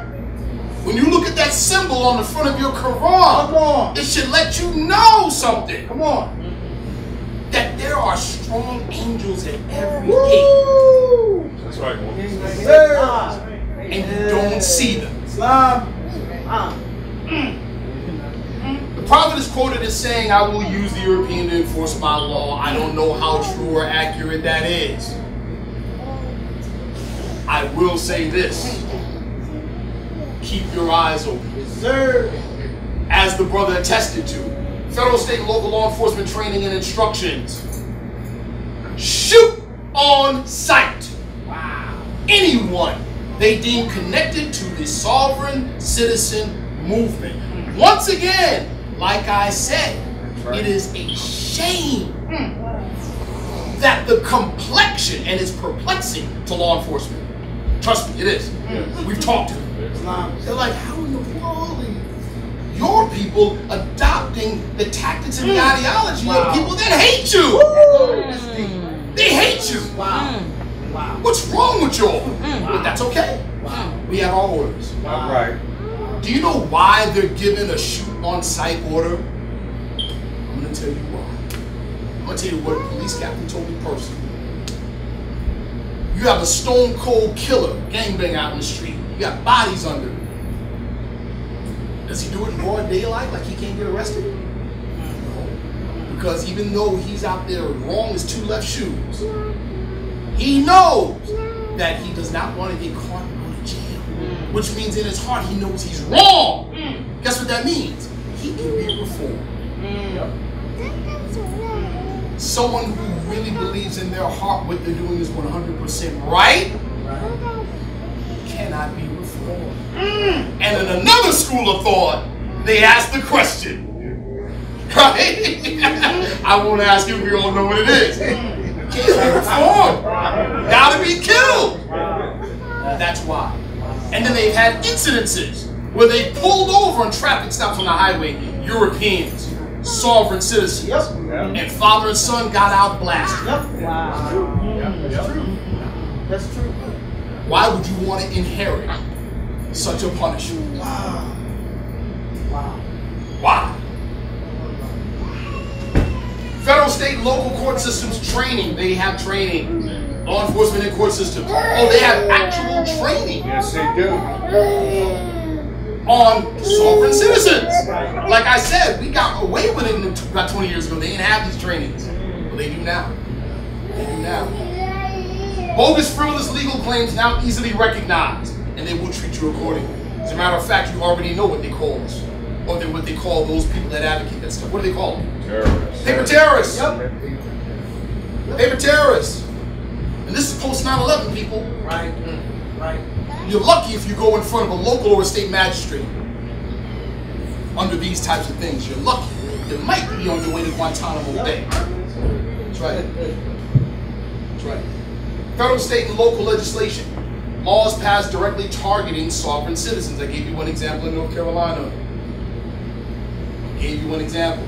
They understand the political process. Nationality determines political status, and politics always trumps the law. Let me say it again. Politics trumps the law. If you're in the status at law and jurisdiction game, you're in the wrong game. And more importantly, not only is it the wrong game, it has nothing to do with the Moorish Science Temple of America, That's right. with Prophet Noble Drew Ali, That's or right. what he taught. That's right. That's right. Nothing. That's right.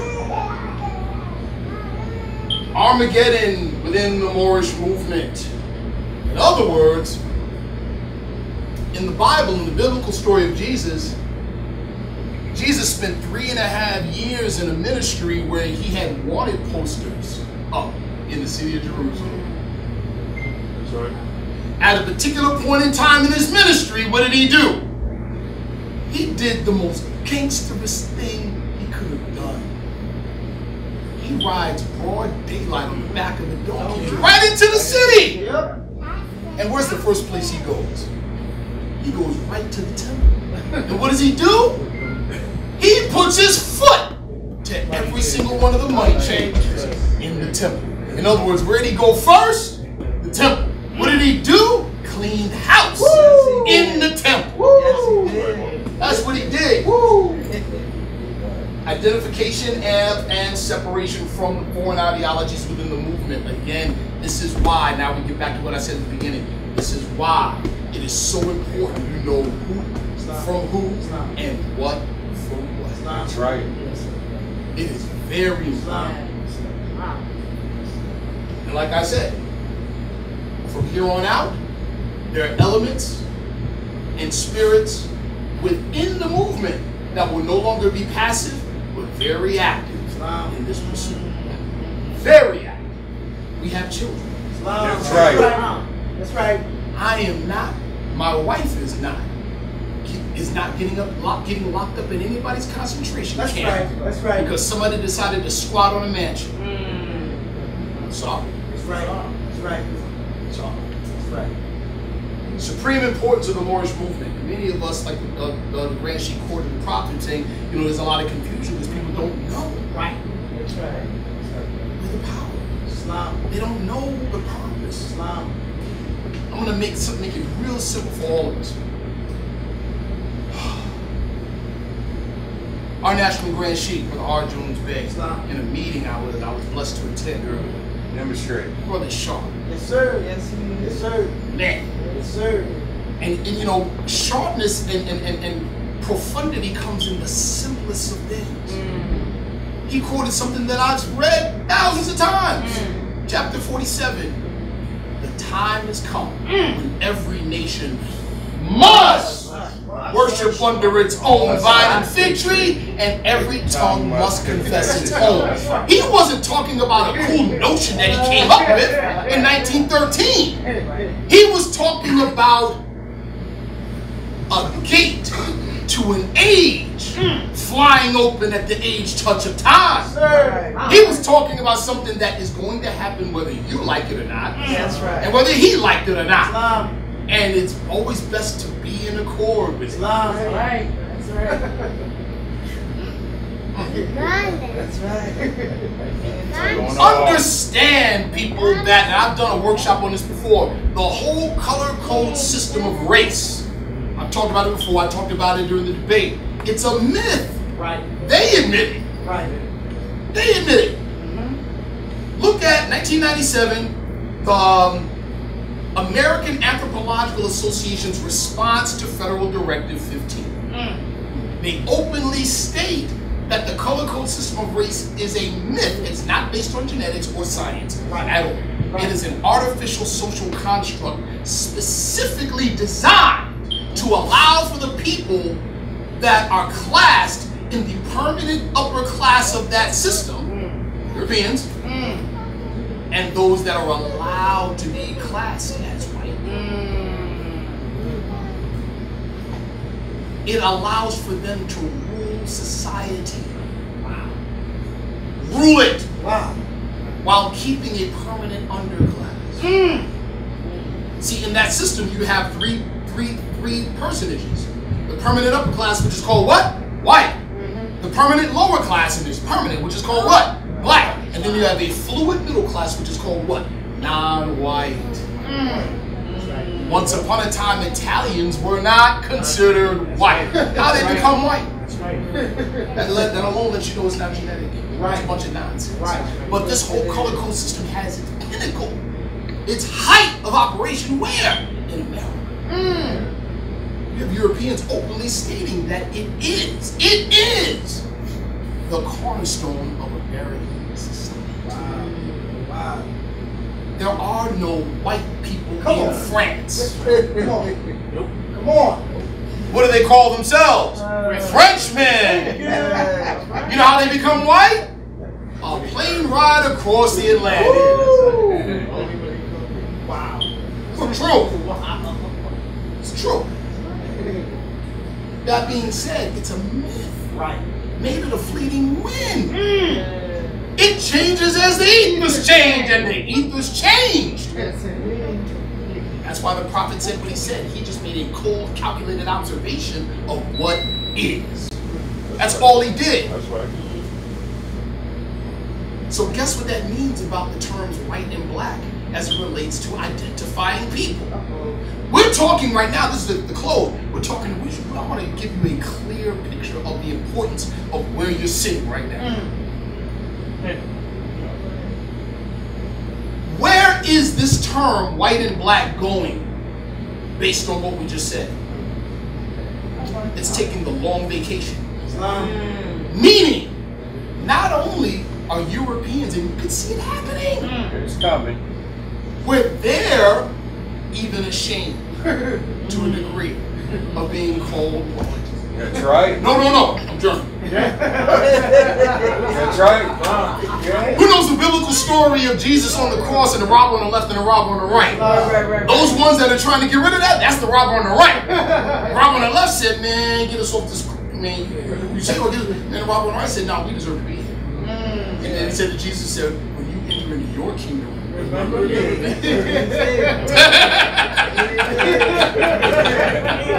He said, remember me. This is what's going on now. They're becoming ashamed of that because they know what it means for them. They see it coming. Guess who's the last people to see it coming? That's what the April 10th was all about. Not only our people, but the people, the group amongst us that consider themselves conscious. Ready to fight you tooth and nail over that label, over that myth. What's the duty of a prophet? Save nations from the wrath of Allah. Do we not get that everything we've gone through since 1865 to now is the wrath of Allah? Islam. That's right. Islam. That's right. That's right. Islam. Okay. So this has got to go by. This whole black thing's got to go. Right. What is the only organization ever to teach our people about their nationality? And not just national identity. See, national identity and nationality are not the same. National identity is, I know who I am and who my forefathers were, the end. Come on. When you talk to an Italian, you say, I'm Italian. It never stops there. They they start bragging to you about 20, 30, 40, 50, 100 years of their history and culture. In other words, they can tell you what it's like to be Italian. So that's called nationality. That quality or character. And the only place that teaches it is the Moorish Science Temple. That's it. Others may tell you about national identity, but they will not confer the quality or character. Right. That's right. I'm sorry, this is what it is. It is what it is. That's it. Second thing, economic power of American Asiatics in 2016. Are you aware of the fact that in 2016, Asiatics in America surpassed the 1.1 trillion mark? Yes, sir. Trillion. Islam. That's ridiculous. Trillion. To our brothers that are on this whole back to Africa thing. Not to make light of it, or not to ridicule, but I am going to make light. Oh, we're going to go back to Africa. All right. What country? 54 of them. And do you think you're going to go there without a business plan and some money? Okay, I got a better one. Show of hands. Who owes child support? You are not getting on a plane, money. That's right. I know that for So do I, bro. So do I. You are not getting on that plane. Yeah. Yo, back taxes? That's right. Sorry. Yeah. You ain't going nowhere. That's right. But let's be serious. Do you really think you're talking about a population on American soil that is worth 1.1 trillion annually, and we're 98% consumers? Do you understand we're the ones keeping this whole thing running? That's right. That's right. And we broke? Okay. Acts 7. I'm going to bring this home. You want to check me, sister?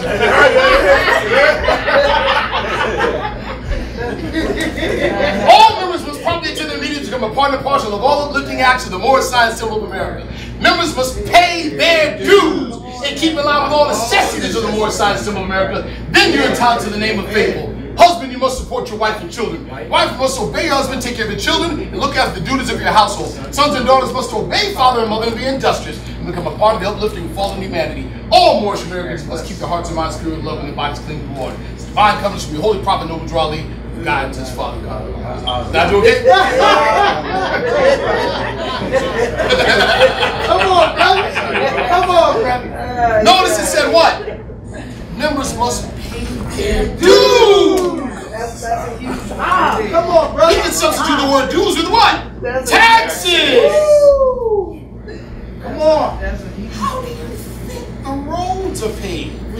How do you think your schools operate and your hospitals? Taxes. Taxes. No rights without responsibility. Taxes. Want to know why our schools in the hood are horrible? Now you know why. We don't participate, and we're not allocating the funds. And you see all European, Italian women down at the Common Council losing their mind over a pothole. Why?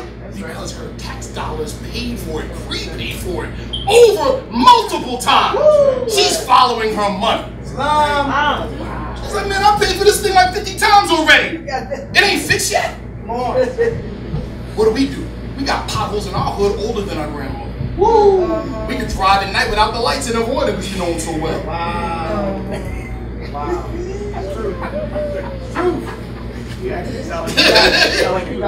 Oh, this is firsthand, bro. I'm talking about myself. I'm talking about myself. You see? This is real. We don't participate.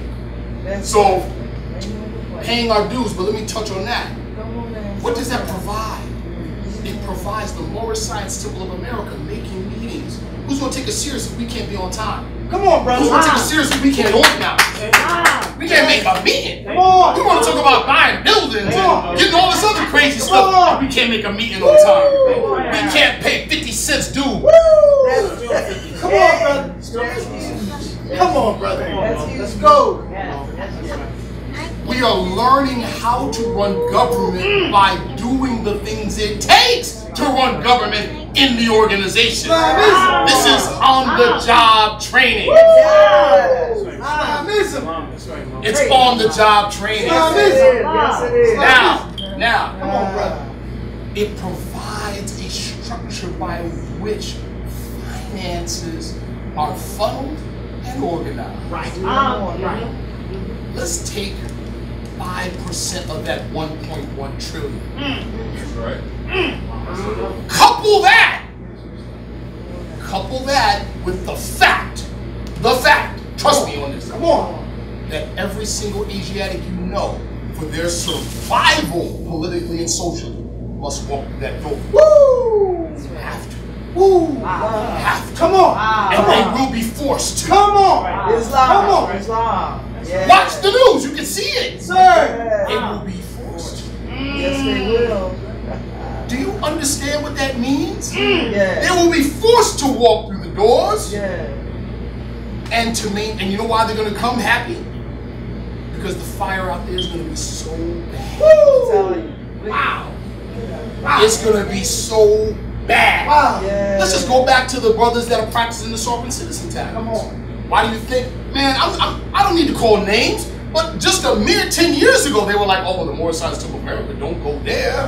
They're infiltrated by COINTELPRO. Don't go there. Destroy those niggas. Come on. Don't go there. Come on. Don't go to the temples. But now they're calling themselves Grand Sheikhs. Oh. But now they're saying they're the Moorish Science Temple of America. I wonder why. Those very same people you're going to see like this. They're going to have a seat. I'm telling you. Sir. Stay breathing a few more years. Sir. You're going to see them. That's right. You know why you're going to see them? How did the prophet say it about the Asiatic preachers? They're going to be the last ones coming in, and the Europeans are going to be beating them over the head, driving them in. In other words, it's going to get so bad out there, and I'm going to tell you right now, that those of us in here that are going to see to it. Woo! Right. We're going to see to it. Islam. I got a wife and children. Come on. That's right. Your shenanigans and your foolery. That's right. That's right. I'm sorry. That's right. That's right. That's right, Mo. That's right. That's right.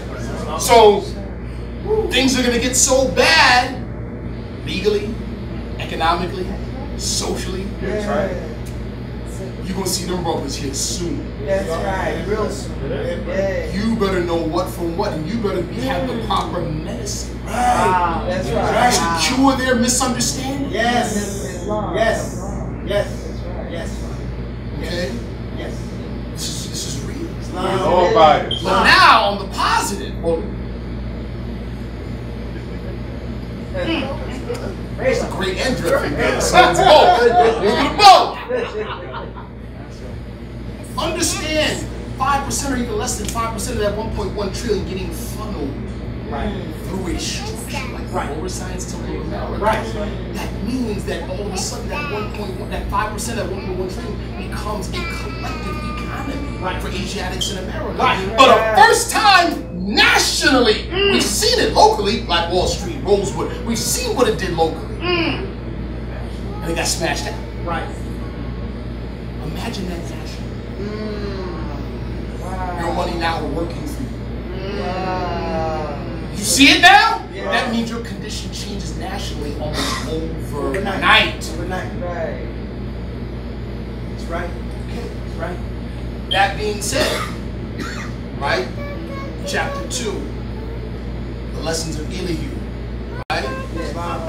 What did he say? To Mary, chapter 2, to Mary and Elizabeth.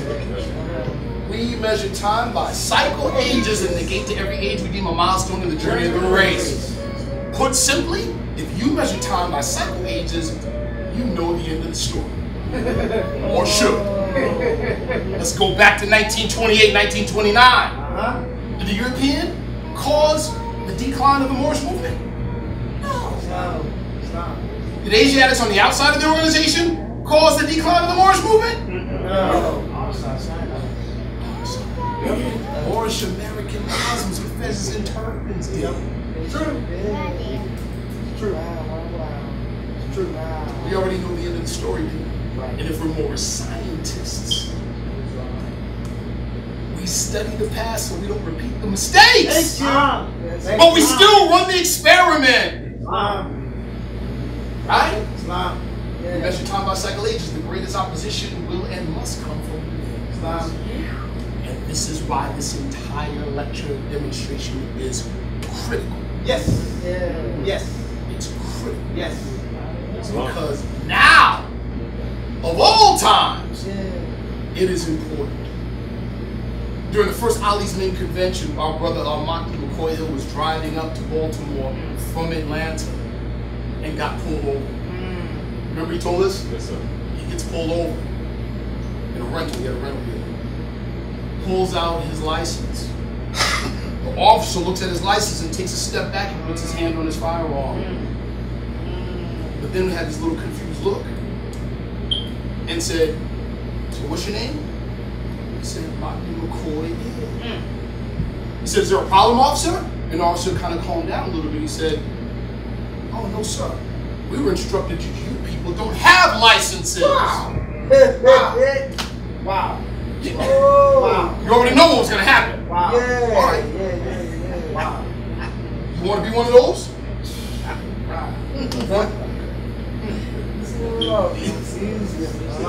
How crazy is that?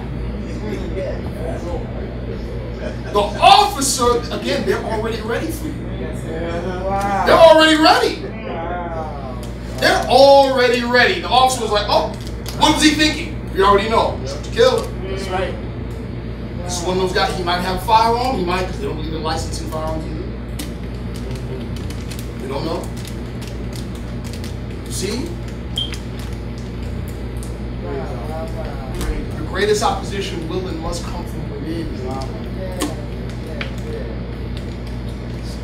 My martial arts instructor taught this, and I quote it often. And it's in line with something the Prophet is reported as saying. Right? One of the biggest things against us is that little red piece of fry between our teeth. Right. My martial arts instructor said it this way: it's better to drink poison than to say the wrong thing. Because if I drink poison, only I die. If I say the wrong thing, I can take the whole nation.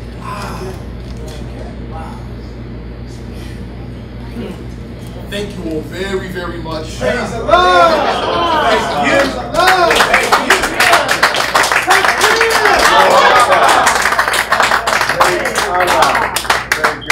Very good. Are there any questions? I'll take whatever questions. Any questions? Islam, yes sir. Stand up. First time rise, giving all praise due to Allah. Yes sir. And all, first and foremost, Prophet Noble Drew Ali. Yes sir. I'm glad to be here. And all the other prophets that's come after him. Thank you for being here. Yes. I have a great appreciation for you. Thank you, sir. With all of the information that you shared, that I grasped, Yes sir. I currently have many things going on with 4 of these corporations. Now I don't know which avenue for sure to take. Yes sir. I know, but I also have family. Praise the Lord. And so I appreciate Praise the Lord. my freedom on the land. Yes sir. And so whatever you might have to help me navigate my way through, I will receive and appreciate. Praise the Lord. Good word, man. Give the brother a hand, please. Brother, I'm going to share with you a conversation a few days ago I had with the wife. We were together dealing with a situation, right? And we were talking about the whole legal thing. And I was like laughing to myself. I was like, I remember, man, a number of years ago, I was in this very same courthouse doing all that wild stuff I used to do, right? And the fact of the matter is I was dead wrong. I was. And I don't know where this came from. But in my head, I was like, well, wait a minute, I'm not convicted yet. So that judge is a public servant. You know what I did, brother? I'm telling you. Maybe I was just blind arrogance. I was an idiot, bro. I was a fool. I can say that in retrospect. I thought I was pretty smart. You know what I did, brother? I wrote a letter Praise to Allah. the judge Yes. about my own case. Not no legal brief, not no challenge to jurisdiction, none of that stuff. I literally wrote a letter to the judge and literally saying, hey, and generally what the letter was saying was, yeah, I'm really not the criminal type. I got a son. we're not gonna blame anybody else for my misguided ideas. I'm gonna blame myself. Right? No lie. Wrote the letter. You know, in terms of court, especially criminal court, judges and the attorneys discuss the cases the day before. So I went right. So I went to the clerk, that judge's clerk's office, went right to her with the letter, and said, could you put this in case file number ... for Judge so-and-so? She said, no problem. Now mind you, I thought she was gonna say, who are you with? She said, no problem. Okay. I went to court 2 days later. It was almost as if the judge was reading off of my own letter.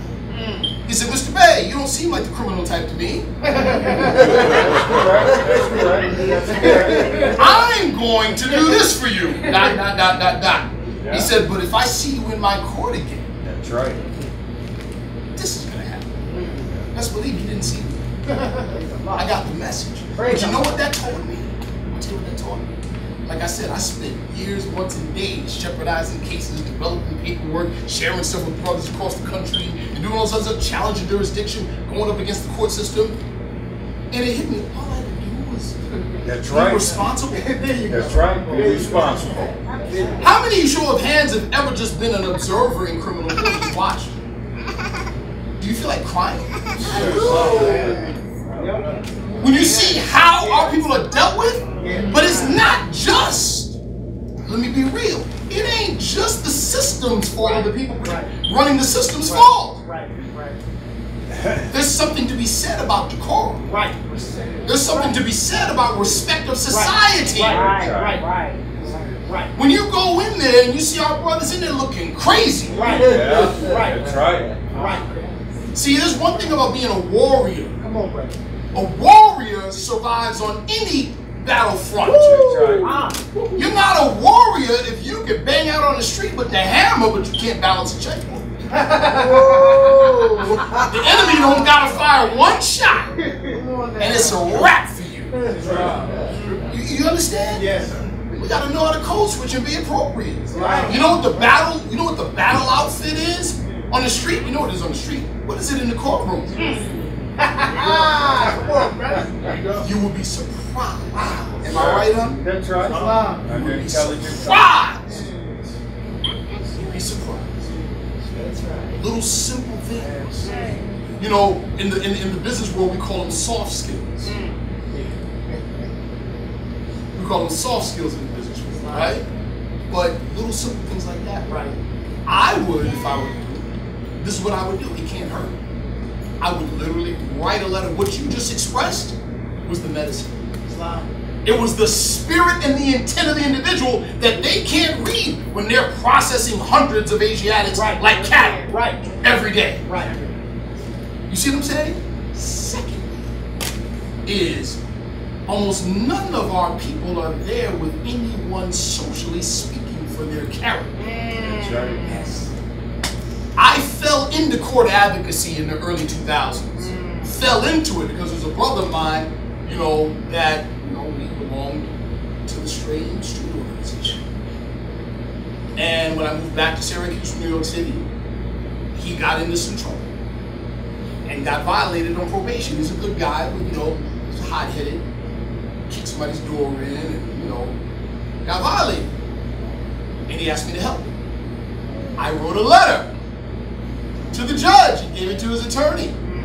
And I said, well, this brother's a good friend of mine, an advocate. He spends X amount of time at my business, contributing time to you. He has a newborn daughter.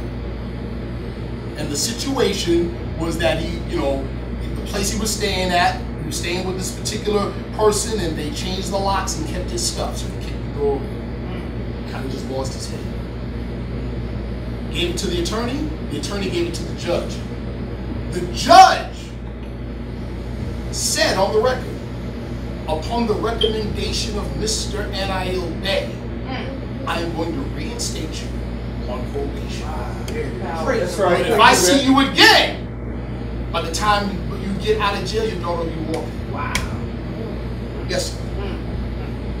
I haven't yet filed any petitions. I recently lost my business about 2.5 months ago based upon PennDOT, Philadelphia Parking Authority Taxi Limousine Division, the Chester County Police Department, as well as one more of those corporations. However it is, I'm currently without my business, which means I'm currently without my employment, which means I'm currently without a way to feed my daughter. Yes, sir. And so I could either not file any petitions and just take all of that loss and somehow recover. I'm sure I will, but God willing. Outside of that, anything Here we go, brother. Again, our people have been so used to, the prophet said, take your place in the affairs of nations. Meaning participate. What the problem is for generations, our people have learned to live without government. Because we treat government like we're roaches and government's a kangaroo. Instead of government being an equal business partner. And then more so, being employees of us. Then we can talk to it at any time. Right. At any time. This is my point. Right? Also, too, nationality is not an individual thing. It's not a packet of paperwork and a pat on the backside. Right. That's not what it is. Nationality is like being in a gang. If you talk to me and then talk to my brother, you might as well be talking to me. You see what I'm saying? I have people that will speak for me. That's right. What I would suggest directly is there's a brother here at this temple, besides the Grand Sheikh himself, that's influential. Or Brother Anael-Bey, I would suggest you speak to him and talk to him about your situation. Brother Anael-Bey works for the state in government. You see what I'm saying? This is how, right now the city, oh, praise the Lord. This is how this thing works, brother. We're used to operating outside of it by ourselves, naked. Europeans don't do that. The matter is decided before they walk in the building. Right. This is how we play. That's right. You see what I'm saying, brother? You have the right heart. You just now need the right direction. And there's a family here that will guide you that way. Praise the Lord. Yes, sir. Yes, sir. Yes, sir. First, I want to ask you all praise Allah.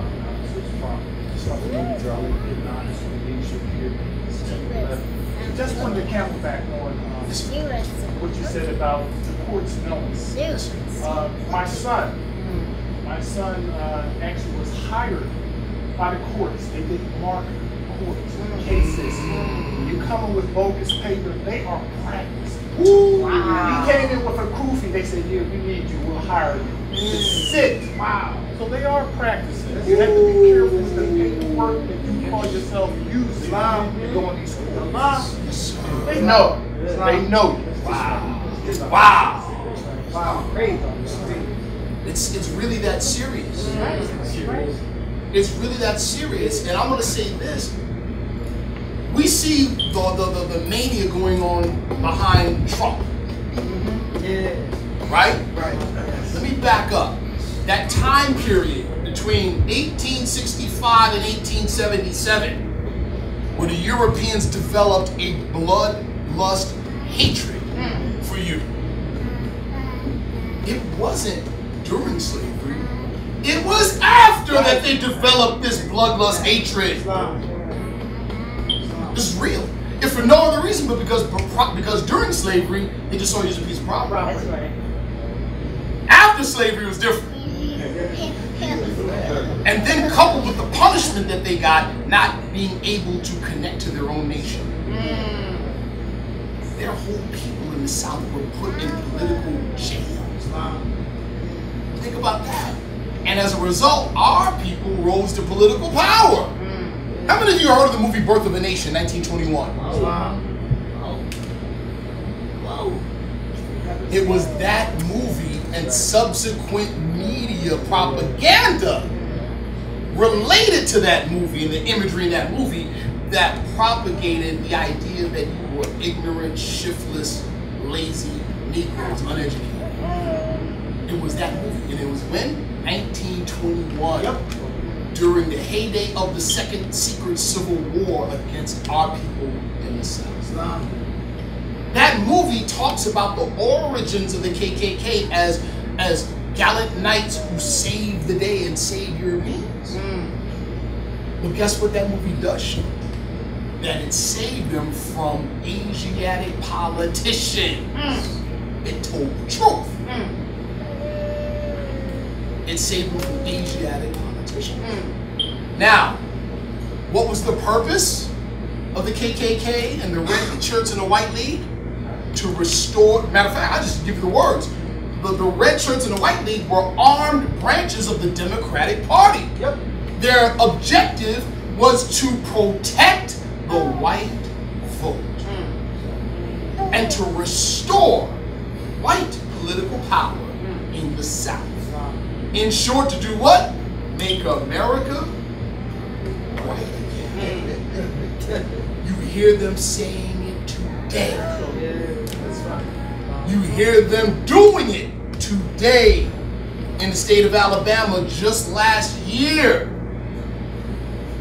the governor gets law passed or signs law that closes scores of Department of Motor Vehicle offices in Asian, predominantly Asiatic neighborhoods. And then, first, he passes very, very strict state voter ID laws. Then closes all the DMVs in their neighborhoods. That's right. That's right, Moore. We measure time and cycle ages. That time period is back on us. Those Europeans are openly saying, we're going to make America white again. This is different. We know because of our prophets coming that this is no longer dress rehearsal. That's right. When that whole white moniker goes, it's gone. And it's leaving now. Which is why you see thousands of Europeans joining white supremacist organizations. And these white supremacist organizations are now trying to give an air of respectability. This is why you see it now. They are openly saying that we white people are the minority and we must preserve white culture. That's right. But the term white is a myth. Right. It's going. Right. This is where we are right now. If there was any time that was super crucial about this movement, it's now. Critical. Islam. Arise, giving all praise due to Allah. And high honors to His holy and divine prophet. That's right, Moore. Moore, you mentioned that with respect to the Americanization of the prophet's movement, but he also laid the foundations for a Moorish colony. So could you put that into some type of perspective as it relates to, you rightly said that the Moorish Science Temple of America is not its own government. Yes. How does that reconcile with the prophet and the foundation of the Moorish colony? Thank you. I'm glad you brought that up because that was a point I missed. I meant to touch on it. Because seemingly on the surface, that idea is in line with what some of the sovereign people in the movement would say, well, we want our, we wish we're separate. In 1929, there was a poll of Moorish American members of the Moorish Science Temple of America. The question was, do you want your own Moorish town? But here was the kicker. With a Moorish judge and a Moorish sheriff. So what does that tell you? It did mean a separate town, but within American society. Within American society. Wasn't talking about some separate nation or no. But imagine that. A Moorish town. The Moorish National Homes 1 and 2 are foundations for that idea. Come on, brother. They're foundations for that idea. That's right, brother. but we want to tell it right. That's right, Mo. Wasn't talking about some separate nation. No, it's talking about our place in American society. Every township. Do a little bit of research. Do a little bit of research. People founded them. A group of people got together and said, "Oh, we want to incorporate our own town." That's how it works. There you go. And right. And like the brother just mentioned, you know, the Chinese are ultra nationalists. They're so national to where it's almost deemed racist. Yo, brother, you know. I know you know. I know you know. Because I know. The Chinese are ultra nationalists. They bring China wherever they go. Praise Allah. Let me show you how this works. My martial arts instructor, you know, almost all prominent Chinese, especially in the China towns, belong to what's called a feng tui in Chinese. It is a family association. It is a corporate version of the clan social structure. We know the story. Their great-great-grandparents came over. Grandfather came over, worked his fingers to the bone to make enough money to bring his wife. They worked their fingers to the bone to bring the children. Then they said, you know what? We're being oppressed. The legal system is getting us. What do we need? Lawyer. You know what they do? They make a lawyer. They work their fingers to the bone. They select the school. They put the money together and said, son, you're going to be a lawyer. You're going to be a businessman. You're going to be this. And a generation later, granddad and his progeny now are in command of 4 or 5 businesses. And they work together collectively. Didn't the prophet say Moors live close together?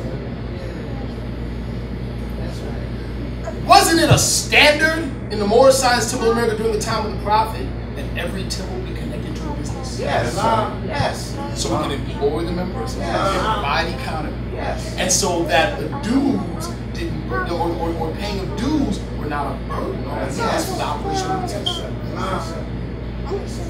It's the same thing. So we'll talk a little bit about economics in regards to nationality versus part exchange. Woo! Thank you, brother. Thank you, brother. Most of us don't know how to make money. Being honest. That brother does.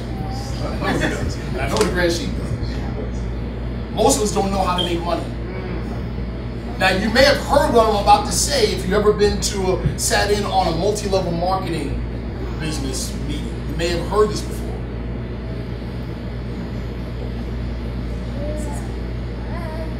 If you employ me, what's your name, brother man? Brother with the dreads. Khalid, this long, man. So, he's a potential employer. I need a job. I need to make some money. I go to this brother. He owns a $1 million corporation. He's a millionaire. His children are going to inherit that corporation. They're going to be millionaires. Right. I go to that brother and I say, listen, brother, I need a job. He says, okay. What's your skill set? My skill set is this. He says, I have a place for that. I believe your skill set, an hour's worth of your time and your skill set is worth 10 of my dollars. I say, I agree. He says, deal, I'm hired. What am I doing now? I am exchanging an hour of my time for 10 of his dollars. That is not making money. Come on, right? Nope. Come on. Because to get another $10, what do I have to do? Exchange another hour. That's called at par exchange. That keeps me right here. Wow. That is not gain. That is not making money. Come on. That is an at par exchange based on our agreement. I agreed. He made an offer that 1 hour of my labor was worth 10 of his dollars. Right. Quid pro quo. Right. That's not making money. Come on, brother. Let's demonstrate how to make some money. Uh-oh. We have a community of 3 right here. All right. All 3 are broke. Nope. Except that sister right there is a hustler. I know because she's wearing my favorite color. That sister right there is the hustler. So she came back to the community and said, what I did, I went out and shined, or I got my little hustle on and I got $1. And everybody said, wow. But instead of, because they're a community, they love each other. Right. And they understand the principle of love and unity. Yes. They didn't do what most of us do. Give me that $1. They didn't do that. Share that $1. Right. They didn't do that. Right. You know what they said? Share the hustle. Woo! Right. Share the hustle. Come on. They said share the hustle. Right? What does she do? Loans the $1 to you. You go hustle. You make $1. Right? Same goes for them. Now the community, at first they had no dollars, now they have what? $3. Because she came up with the hustle, you all trust her. On top of the fact that you love and trust her anyway. Right. What do? Give her. Now she has $3. What does she do with that 3? Comes back with 6.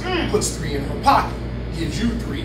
You duplicate it. Gives you 3. You duplicate it. How many dollars now? 12. Get it?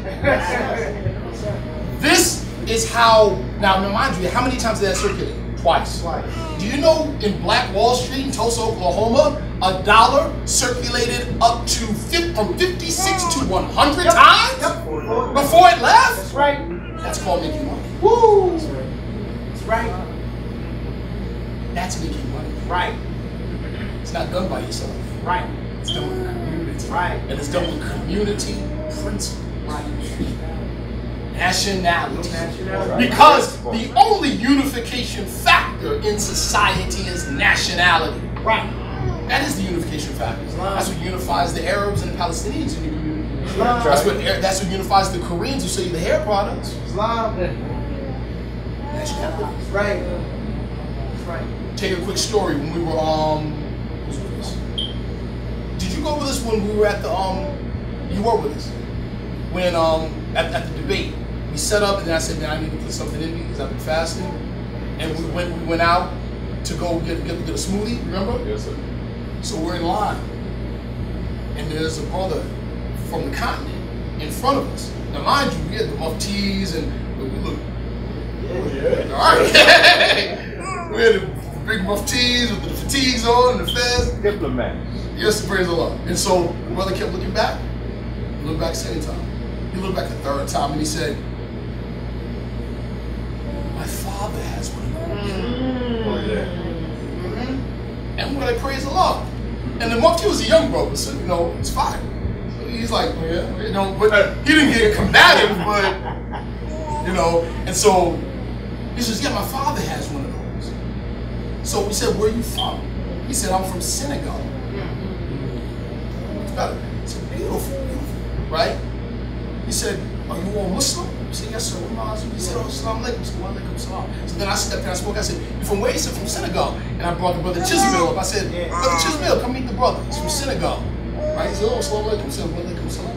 And so the young mufti, he's fiery. He got absurd himself. He goes, yeah, we're Moorish Americans. We're Moors. And the brother said, oh, yeah, I'm Mora. Sure did. He said, yes. He said, I'm Mora. Just like that. And then he did this to the young brother and kissed his hand. Wow. But here's what was deeper than that.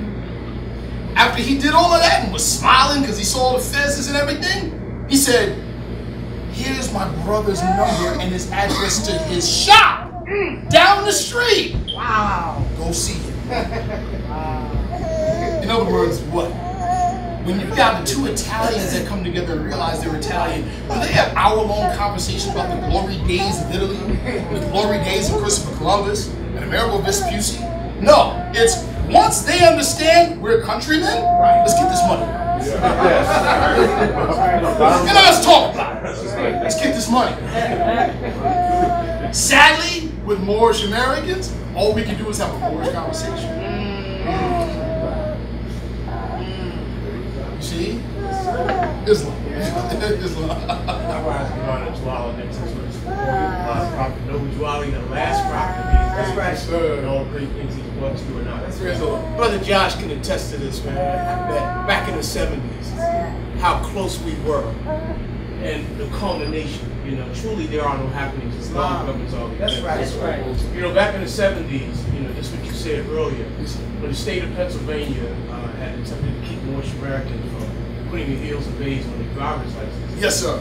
We had an opinion letter from then Attorney General Israel Packey and his assistant Lyndon Gunn, who wrote us an opinion letter that stated that the classification of black, white, all of those were just for statistical purposes. Wow! And under the Office of Management and Budget, they used that to track. Correct. All right, it's all about economics. Sadly, that letter, we don't have that letter. But Brother Chris Benson, Mr. Ashley, you know, we had envisioned creating a Department of Moorish American Affairs, kind of like the State Department, a division that would be specifically set aside to deal with the painful transition of our people coming from out of people, black and colored, and proclaiming their nationality, because that's not an easy transition. So since 1973, since we had that letter up until this time, truly, I have to thank you, my brother, because Allah truly wants you about. Yes. Because there's a lot of things that we engaged in on a civic level that we found opposition from right within our own movement. Yes, sir. From those firmly entrenched mindsets. Yes, you know, we don't have to talk about the individual. Yes, we battle against a mindset. Right. Spirit. Yes, and it's the mindset that needed to change. Yes. So I felt Sister Ashley's pain when she was saying, well, what do we do to help our people facilitate that in the moment? And a week later, Brother Josh called me and said he was assisting some brothers trying to proclaim their nationality. So he asked for that letter. And again, fortunately, that's 40 years ago. But we didn't know just how Allah was using us then. Briefly, I just want to tell you this story. Some of the Moors at that time were on public assistance. Yes, sir. The prophets. And now I'm going to tell you all, that brother, you've got European millionaires that are publicly stating they want to back him to become the mayor. All right, now. I'm telling you, it's that good. And you know the number one reason why? Is because they say we can trust him. That's right. He party politics. That's right. He plays community politics. They call him the Republicans Democrat. I'm so serious. Now, that being said, we sat there that morning and he was just talking about his job from the inside. And at one point, I'm like, wait a minute. The prophet in 1928 did ... He was like, wow. And for like an hour, we just went back and forth doing a compare, contrast analysis. And our minds were blown. Like, this is what this thing is about. We say nationality determines political status, but we don't really understand it. Man, I was like, oh. So anyway, we came up with the whole idea called Operation Proclamation, which is only, from our perspective and our emerging and developing understanding, a continuation of the prophet's political and civic agenda. Yes. Now, we literally wrote up to your point, brother. I'm excited to actually, you know where I'm going. I'm excited to actually say this, because I think this is the first time that I'm actually saying, no, it's not the second time. I'm actually saying it publicly. Through this, we developed an agenda that is literally, and this is the second thing that this is based on, it is literally based on the efforts of the Muslims in the city of Philadelphia, Pennsylvania, April 17, 1933. Yes. Resolution 75.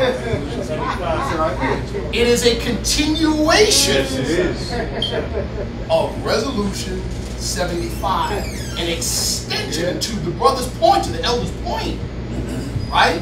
We want to turn a resolution, which is just an announcement, into something enforceable. Yes. By law. Right. That's right. Now, what he said about the transition, that's so key, of our people, Asiatics, misnomer, Negro, black, colored, etc., into Moorish American.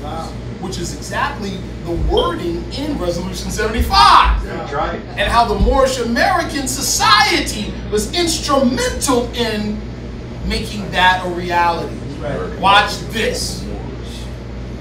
And how he said that certain agencies were blocking, right, certain rights, benefits that we're entitled to because we would not say we were black. Watch this. Proclaiming a repatriation, meaning regaining nationality. Do you know what another name for that is?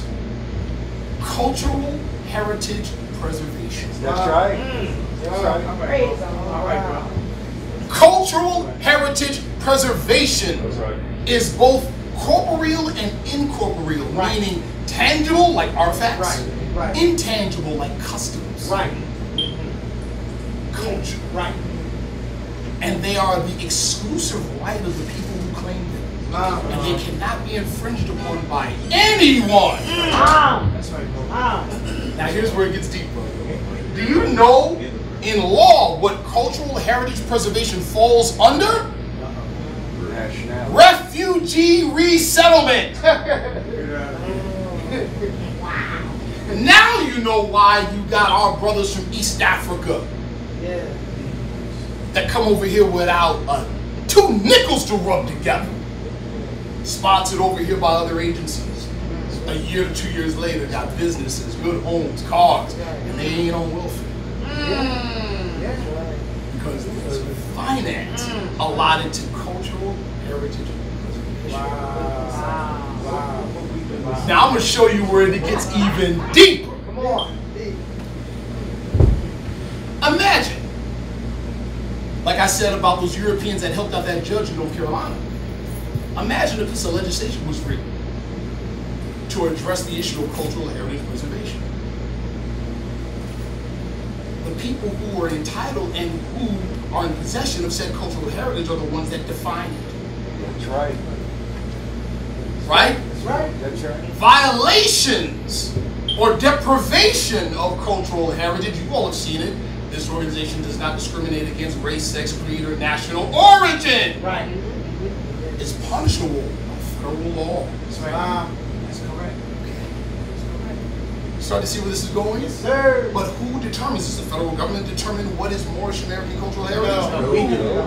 Say it again? We do. Isn't that a way to now, from the inside, police the aberrant ideas from the top? Woo! Isn't that the way once such legislation is written and passed? Right. Isn't that the way to get all of the forms changed on the bureaucratic? Yes. No more. In other words, will it say no longer say black? No, it'll have the option. Now you'll have the choice. Right. Remember the last Matrix, Matrix Revolutions? At the very end, when the Oracle was sitting in the park, and the architect came strolling, said, "You play a dangerous game." Said, "Change always is." Right? And then he walks away. She says, "What about the others?" He said, "What others?" She said, "The ones that want out." He said, "Of course they'll be free." She goes, "Do I have your word?" He said, "What do you think I am, human?" But what's the point? The point is, if they want out, they have the option. They have the option. I want to say that such legislation is already written. We wrote it in 2013. That's right. It's called the Moorish American Cultural Heritage Preservation Act. It is already written. That's right. Now is the strategy to get it. And we did 2.5 years ago. We did a test run and we opened the doors up. That's right. In 1864, October 4th through the 7th, 1864, there was a conference held of Asiatic leaders, over 500 of them. Because the whole issue at the close of the Civil War is, what are we going to do with the Asiatics? They said, you know what, we're going to decide what we do with ourselves. And they formed, they had a convention of colored peoples, right? Colored men in Syracuse, New York. That's right. They drafted a document called the Declaration of Rights and Grievances. And it got introduced to Congress. This name will resonate with some of you. The chairman of the conference was a man by the name of Pascal Beverly Randolph. In his speech, we have the speech, he accurately predicted 100 years ahead Martin Luther King's March on Washington. It's deep. Now, we found this, me and the brother Khalid, we did this research a number of years ago. We found this information. A lot of people in Syracuse didn't know. Oh, by the way, real quick, in that convention, there was another Asiatic preacher by the name of Henry Garnett. He was a member of the, he was connected in some kind of way with the African Colonization Society. He was kind of a firebrand. I'm quoting him. He went off on some people because they were a little nervous because he literally said, we need a Negro nationality. Wow. Wow. He said it in the convention. Yes. And then he gave an example. He said, how is it that, he goes, because they traveled abroad. He said, how is it that the Irish treat us the way they do here? But when you go to their old country, they treat us like kings and queens. What could change them by a boat ride?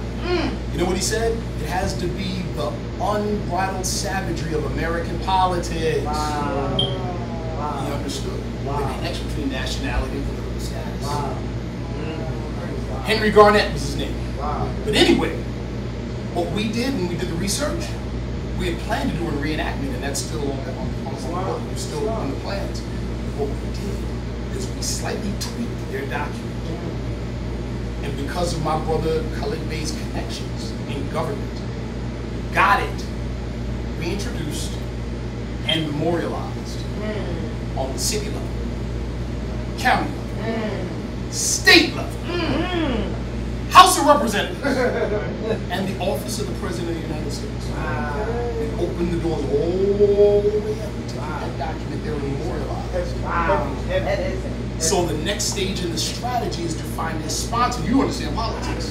The next stage of the strategy is to find a sponsor that's a representative in the House of Representatives or in the Senate to sponsor on the floor. That's the next stage. Yes, sir. Islam. First, I rise, I give all praises to Allah, the big God of the universe. I send high honor to Prophet Muhammad, and I send high honor to each and everything that you said and to everyone of you. First of all, I want to thank you for coming and sharing so profound, beautiful. I had, there's a group of people that go around saying that our money is, the dollar is not going to be, it's not good. You know, that we're supposed to have silver and ETC and all that. Yes, ma'am. Yes, ma'am. And then I wanted to know what due process made I got. Absolutely. Islam. Yeah, thank you. The Prophet, see, again, there's, you know, on page 3 of the Holy Quran of the Moorish American, of America, the Prophet makes a clear distinction between the pamphlet and then the lessons in the pamphlet. Right, right. He said the lessons in this pamphlet are not for sale. That's right. For the sake of humanity, as I'm a prophet and serve worthy of entire, you can receive the pamphlet at expense. In other words, like I said earlier, don't expect to go to a college bookstore and get the college textbook, the curriculum, and expect to have a degree. Right. All you got is the pamphlet. Right. Not the lessons. Right. Right? So, what's one of the first things we learn in chapter 1 of the Holy Quran of Moorish American? It also relates directly to anyone who has studied finance. Right. The Prophet taught us that man is not the body nor the soul, and the spirit. That's right. If I took this right here and wrote $1 million wanted, right? And you believed it was worth $1 million, I could buy your house with this handkerchief. Right. You know what that's called? An agreement. Right. Money is the agreement of value between two or more people. Money is a spirit. Islam. This handkerchief is the means of exchange. The technical commercial term is transmitting utility or currency. Islam. Does that make sense? There's a law. So when House Joint Resolution 192 went through and it changed the standard from fixed gold and silver coin to unfixed, your faith and credit, meaning your labor and your trust.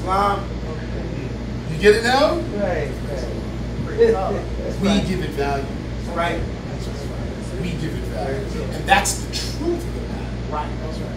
You see, the Chinese have a saying, he knows it well. The half full bucket makes loud splashing noises and the full bucket is silent.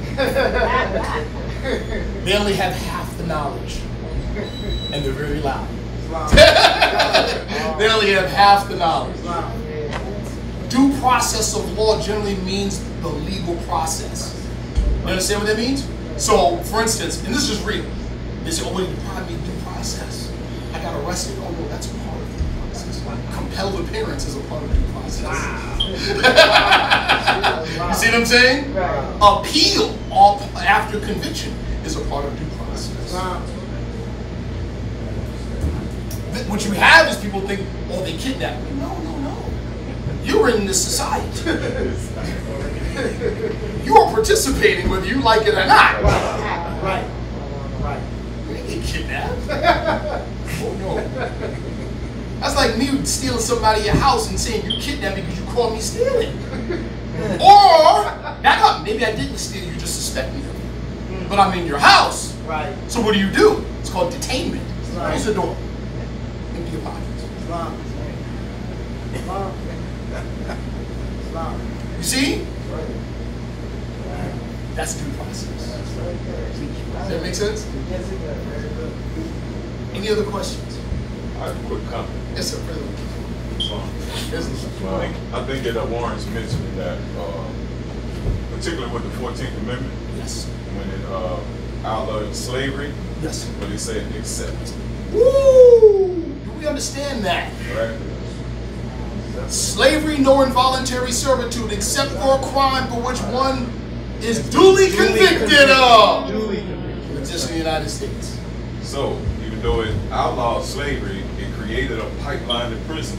Praise the Lord. Where we are susceptible to criminalization. That's why it's so important when the prophets say we are law abiders. Right? Because slavery is legal in the penitentiary. Yes, sir. So, yes, sir. You'll see, because again, within this nation, the different nationalities that compose the nation are about their self-interest. Yes. And they're about protecting themselves from competition from the other nationals. Yes. Particularly us. Yes. Who have all this energy and creativity, etc. So that's one thing to be mindful of, as far as that a lot of people don't mention that except in the 14th Amendment set us up for perpetual criminality. Yes, sir. There's law. There's a book. And the prophet said, when you break the Europeans' law, you already broke. Praise the Lord. The prophet is quoted as saying that none of his laws will put us at variance with the laws of the local, state, or federal government. So if we're at variance, now either A, he was just talking about 1928, so he was only a prophet for 1928 up until 1933, and with the New Deal, 1933, the laws changed, so everything else changed. So, you know, Allah didn't have the foresight. Right. You know, he was only a prophet until 1933. After the New Deal, is no longer a prophet. We had to change stuff. We have to, as some people, the House of Counselors would say, we have to upgrade our information. Remember, nationality determines political status, not status at law. So even if the New Deal altered the way the legal system may work for individuals, it has nothing to do with nationality. Nationality determines political status. That's right. I want to make sure that's very, very clear. It's nothing to do. See? Nothing to do. And point of information. People say, well, yeah, the Republic, 1933 ended the Republic, and now we're in a democracy, and the democracy is the highest form of military government, blah, blah, blah, blah, blah. Maybe. But let's be very accurate. I want to be very, very accurate.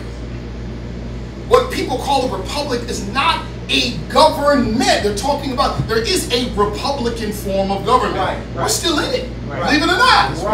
Right. Democracy is a principle within a Republican form of government. Right. It is not a separate type of government. Right. But let's be real.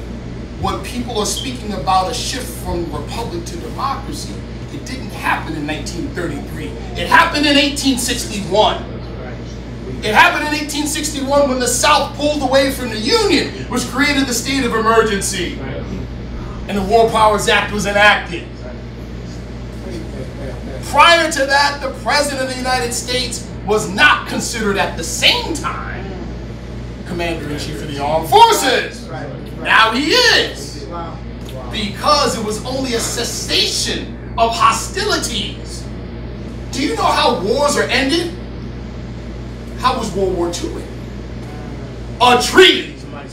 Thank you. It was a surrender, and there were terms, and it was a treaty. Show me the treaty that ended the Civil War. The conditions from 1861 still exist. See? The so-called republic that the sovereigns talk about started in 1861. Now, why is that significant? Because the prophet, according to them, would have operated and succeeded in redeeming us during the so-called democracy. So either he didn't save us or he did. Which one? See what I'm saying? They said, well, no, but in 1933, no, 1861, let's make it real. 1861, so the prophet was operating with the government, participating in governmental affairs, participating as part of the sovereign power through the political process during that time. That's right. So we have no excuse. We can't run the excuse of, well, after the prophet left the scene in 1929, then you had the crash, and then you had the New Deal in 1933, and that changed everything. We can't use that as an excuse. Does that make sense? Yes, sir. Yes, sir. Islam. Islam. First I rise, giving praise to Allah, honor to his prophet, noble Drew Ali, honor to the past, present, future leadership of the Moorish American of America, honors where honors due, honors to each and every one of you. Islam. First I wanted to have a walk with brother about writing a letter to the judge, because that happened to me too. In my case, my ignorance was like almost like a blessing. Praise the Lord. I had no idea what I was doing. I didn't know about challenging jurisdiction or any of that other stuff. In fact, I identified myself as just Z, like just a letter, you know. And I wrote the judge, and he sent me back something called a notice of hearing. And at the bottom of it, it said, they were inviting me to the court to discuss what I put in the letter. And it said, please govern yourself accordingly. Now, I had no idea what that meant, other than I couldn't go in there talking about rights and all these different things. I had to go in there from an approach of being humble and looking to work with someone toward getting a result. So just agreeing with you, it works. Praise the Lord. Praise the Lord. But you got to be sincere and ask Allah for the best guidance. Allah will guide you the best in what to do. Praise the Lord. The other thing, and this always happens, that you ask me about a temple, I get up and I want to tell a story. Praise Allah. Money. The sister asked you about yes, sir. Money, and you know, we give value to things all the time.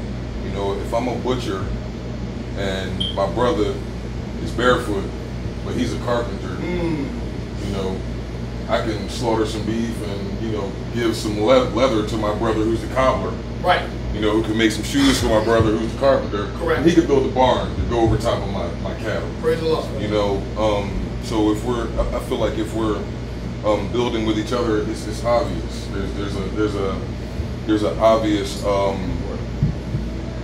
what's a good word? There's an obvious void that needs to be filled. Yes. And we all have the potential to fill that void for each other. Praise the Lord.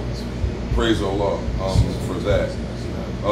There was a case, and I can't recall specifically, but a brother, I think he ran a stop sign or something, and he came to the judge and he says, "Well, I don't have any money, but you know, I have chicken feed." Yes, sir. So he's like, "Well, I can't pay the fine and money, but I have like all this chicken feed." Yes, sir. So the judge is like, "Do whatever you want. You know, this is the amount. However you want to pay is up to you." So he took that literally and came to the courthouse with these bags of chicken feed to pay his court fines. Wow. And then when the clerk of court were like, well, we can't accept this. Well, no, here's the minutes. In the transcript, the judge said, bring whatever you want. So having an understanding of money and what currency really is important when you understand that you put the value on things that you want. Yes, sir. Or not just the things you want, the things you need, everything, because things can be reused, and it's just a plethora. There's an abundance. Allah put an abundance here for us. Yes, sir. But recognizing that abundance is the difference between the haves and the have-nots. Yes, sir. Praise the Lord. Praise the Lord. But my question, and it always comes to me as I'm, talking about things. My question is it advised to, I guess, limit oneself? Is it advisable to limit yourself to what you only know, or is it better to be uncomfortable in a situation where you have something to gain? Like I told you when we went to the debate. Yes, sir. April 10th. I was a proclaimed Moorish American for all of what a week or two. It's okay, no more. And it was just overwhelming, just the amount of discomfort with the circumstance. We got our brothers on the right. Like, yo, we in the same room. We supposed to be in here together. We're not supposed to be divided. But at the same time, I'm sitting comfortable in the knowledge that Allah has placed me here for a reason. That's right. So it's almost a rhetorical question. Is it better to be uncomfortable, and gain the comfort, or stay uncomfortable and watch your brother suffer? Praise the Lord. I want to touch on that because that's multifaceted. Also, too, while it's on my mind, brother, also too, I want to give you my personal information. Whatever we can do to aid and assist you, we will.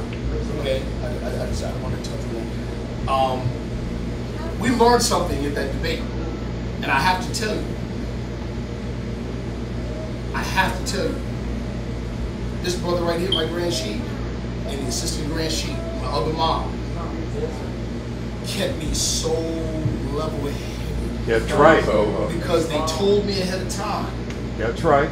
They said, the only way you can lose this is if you abandon your principles. That's right. That's right. The only way you can lose it is if you abandon your principles. That's right. And that the whole opposition, whether they realized it or not, was being used to test that very thing. That's right. And they tested it, dude. You were there. They tested it. All is well. And I have to tell you, it's one thing. How many ever fired a firearm before? Okay. It's one thing to look at, muzzle velocity, knowing the difference between pulling and squeezing and tripping, knowing the type of firearm you have, knowing its maximum effective range, knowing its maximum range, knowing how to zero-sight the weapon. You can know all of that stuff. All that is intellectual. That's right. Ain't nothing like the experience. Theory. There you go. Ain't nothing like the experience of feeling that thing kick when you let it go. That's right. Right? That's what happened to us, brother. See, it's one thing to do all the study and know nationality in terms of political status and blacks not identified, it's not been only described. Blah, blah, blah, blah, blah, blah. It's one thing to know all of that intellectually. It's another thing to literally watch. That's right. The violent effect it has on the aberrant psyche. And see the demon pop straight out and look you in the face. That's what we saw. It surprised even me. I thought I was experienced. I was like, man, that thing kicks. It was crazy. And for a second, we almost lost control of it. But we gained it back. Praise Allah. We gained it back, but for a second, it was almost too much. We didn't read, but know what it was a testament to? Those lessons right there are a hot fire. Woo! Praise Allah. Praise Allah. Big word. It is nothing to play with. That's right. We learn like, man. So it's like, even, and see, I have to give honor to the elders. That's right. Who are always like, hey, slow down, bro. That's right. Slow down. That's right. Slow down. That's right. You're going too fast. And I know me, I'm all gas and no brakes. Like that, bro. I'm all gas and no brakes. I'm like, man, ain't me. Like, let's go. They be like, chill. Easy. You know? But I learned the value of that day. I was like, you know what? I've been ready. Cause you see what I'm saying? And so the discomfort is a warning and a blessing in that respect. It tells us, whoa, think about it. You know, really assess what you're in. Yeah. Really, do you really understand the gravity of the situation or the gravity of what you had? Yeah. That day taught me a valuable lesson in that respect. I was like, man, see, we think, I'm gonna say it flat out among other things, this little pamphlet right here is the book prophetically spoken of in Revelations, written within and on the backside, sealed with 7 seals. It is. This thing will tear you up. But it's so unassuming, because it's so simple. It's so... This thing will tear you up. But most of the deepest and most profound secrets are secrets in the open, because people see it every day and go, oh, that little thing? Yeah. Walk by it. Am I right, brother? We do martial arts. It's a martial arts master right here. We can tell you firsthand that the most advanced secrets of martial arts are just a deeper understanding of the basics. Wow. That is all they are. All we got is horse stance, right, brother? Day one lesson. Day one lesson. You know, so that discomfort is a blessing. It's a blessing. It's a blessing because it makes you look, listen, and observe. Soldier never knows his strength. Islam. My brother's giving praise to Allah, giving honor to the Prophet, giving honor to everything that everybody before me. That's right, man. I would like to make I guess an encouraging comment. Right. That it's imperative that we get involved in our local politics. Yes, sir. I've been a part of the Moorish Temple of America, the Moorish movement, since 1990. But not until the past 10 years have my light really come on. I've been amongst some who call themselves masters. I mean, very educated, scholarly brothers, but not until the last maybe 2 years. My brothers at the Prophet's grave, praise Allah. Praise Allah. Intellect and my spirituality and the Prophet's plan really come together. And I've been around some masters. They know the masters I've been around. But not until the past few years did it really come together. And so I say that to say on the local politics level, what I've discovered is, if y'all get a chance, y'all need to go to the website Operation Proclamation and understand how this really works. Talking to the brothers, I come to find out that, hold up, the Prophet Noble Ali has had a plan in motion since it's been in motion, but we have been neglecting to live in the plan. So listen to the brothers. I gotta get it a test run because we're scientists. So in Baltimore is a different type of city. That's right. Yes, sir. Baltimore got all types of Moors. Yes, sir. You got and y'all can walk with me. You got hyphenated Moors, you got hyphenated prophets, all types of Moors. But very rarely do you find a prophet's Moor. Very rarely do you find Moors on the high road. And so I become the one that I feel as though I'm always fighting the Moor that's in the middle road or on the low road. But what I come to see that being around the brothers, particularly Ali's men, I've tested the program. All right. I'm in the streets all the time. My son right here can tell you, I'm in and out the house. I'm working. The other day they was doing the news thing on the Freddie Gray. Okay, I was putting in, I do home improvement and property management. I was putting in a window, I put in a window, I didn't even seal it. I said, let me go down here and get me some footage and see what's going on down here at Northern Pennsylvania Avenue. Okay. My point is this, while I was down there, I was asking people, everybody was like, this is not right, they're not going to find nobody guilty. And everybody that I would talk to, I would say, you know, this is reactive. We have to become proactive. We have to become proactive, and this is how we become proactive. What happens is, do you know the district that we live in? This is the conversation I'm having with regular, everyday, acting off emotion people, our people. Do you know that we live in District 12? Do you even know that this is the 12th district? Do you know how many votes just got the person in office? Do you know it was only 1,100 votes that got the person in office, and the person that was in office doesn't even have a Wikipedia, doesn't even have a website? Do you even know the person's name? Wow. I say, you know, if we come together, you know, and I use the brother Sharif thing, how many people you have in your phone? That's right. Do you know that we can take over this district and every district in Baltimore City? Correct. The only one that we'll have a problem with will maybe what they call Jewtown, because they control theirs. And then it's a Pakistani area, and then it's a Greek area. You notice what I'm saying? Pakistani, Israel, and Greek. These are different nationalities. So if we can take over every little area, all we have to do is understand what's the win margin. Fight for the win margin. That's it. So what I'm saying is this. That's it. What I'm saying is this, brother. All of us in here are going to respective corners of Philadelphia, Maryland, New York, whatever the case may be. Start to study the politics and understand the win margin is not that big. It's just not. It's really not that big. It's just not. And when I listen to the brother Ali Men and the brother Lasana Tunaville send me information to the email, I'm like, whoa, this easy, right? I'm telling you, it's very basic and very easy. Understand the politics, your local politics, and you can actually leadership and take over that district overnight. Those funds, in Baltimore, I'm going to say this in another. Yes, sir. They gave away free trash cans to every household within Baltimore City. My argument was they're giving away trash cans because they don't know what to do with the money. That's fact. They're buying trash cans. We have trash cans.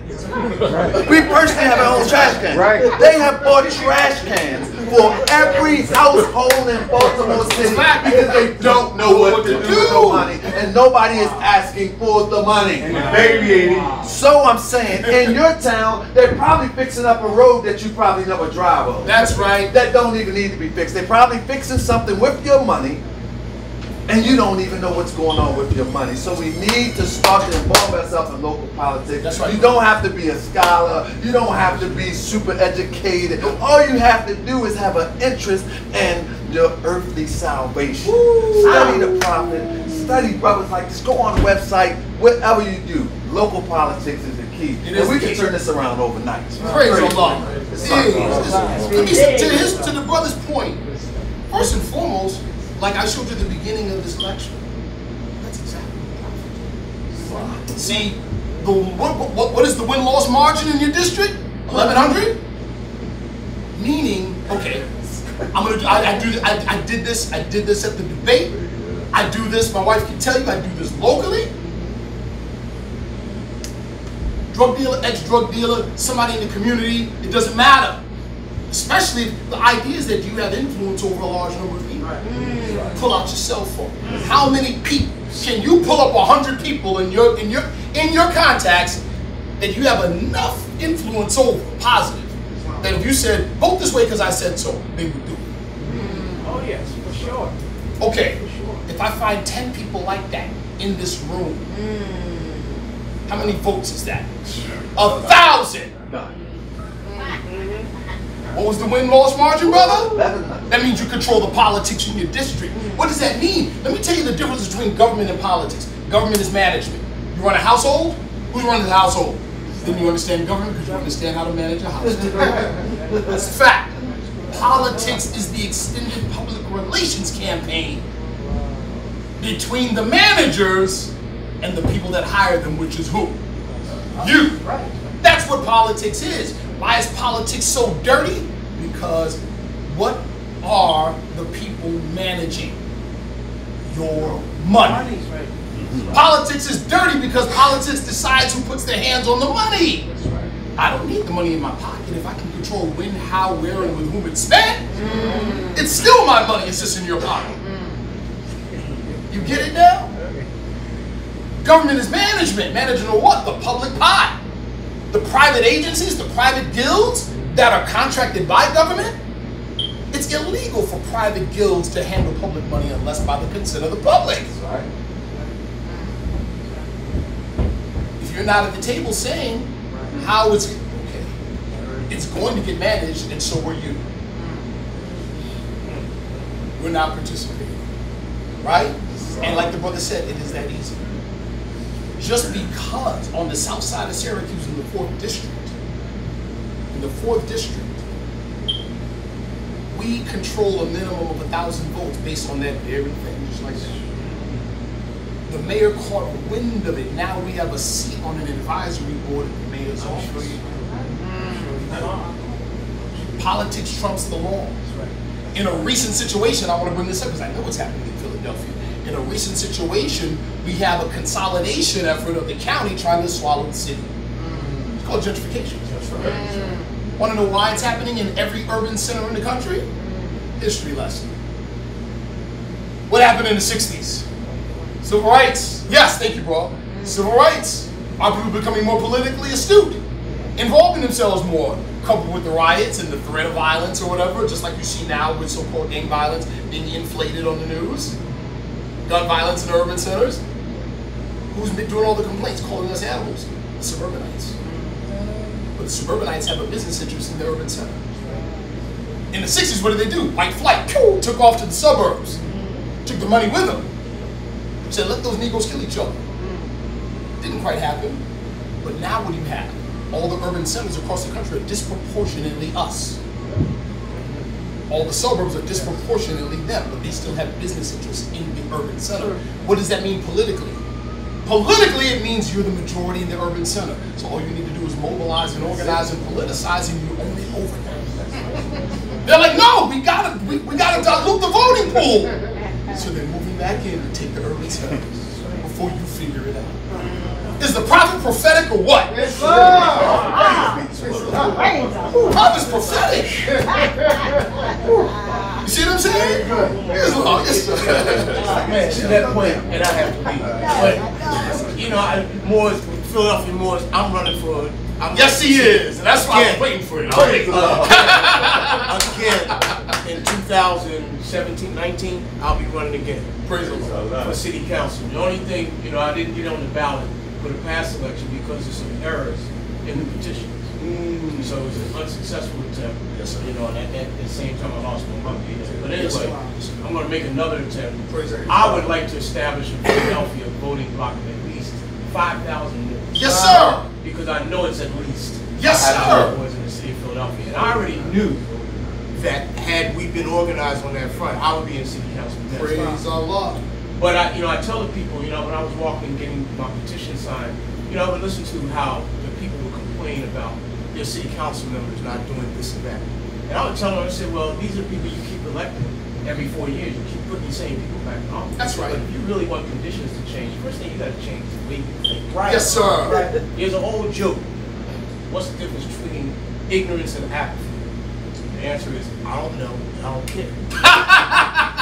And that is the problem with Asiatics in America, Asiatics in the inner cities, that they're ignorant and they're apathetic. That's right. They don't want to know, you know, and they won't admit that they don't admit.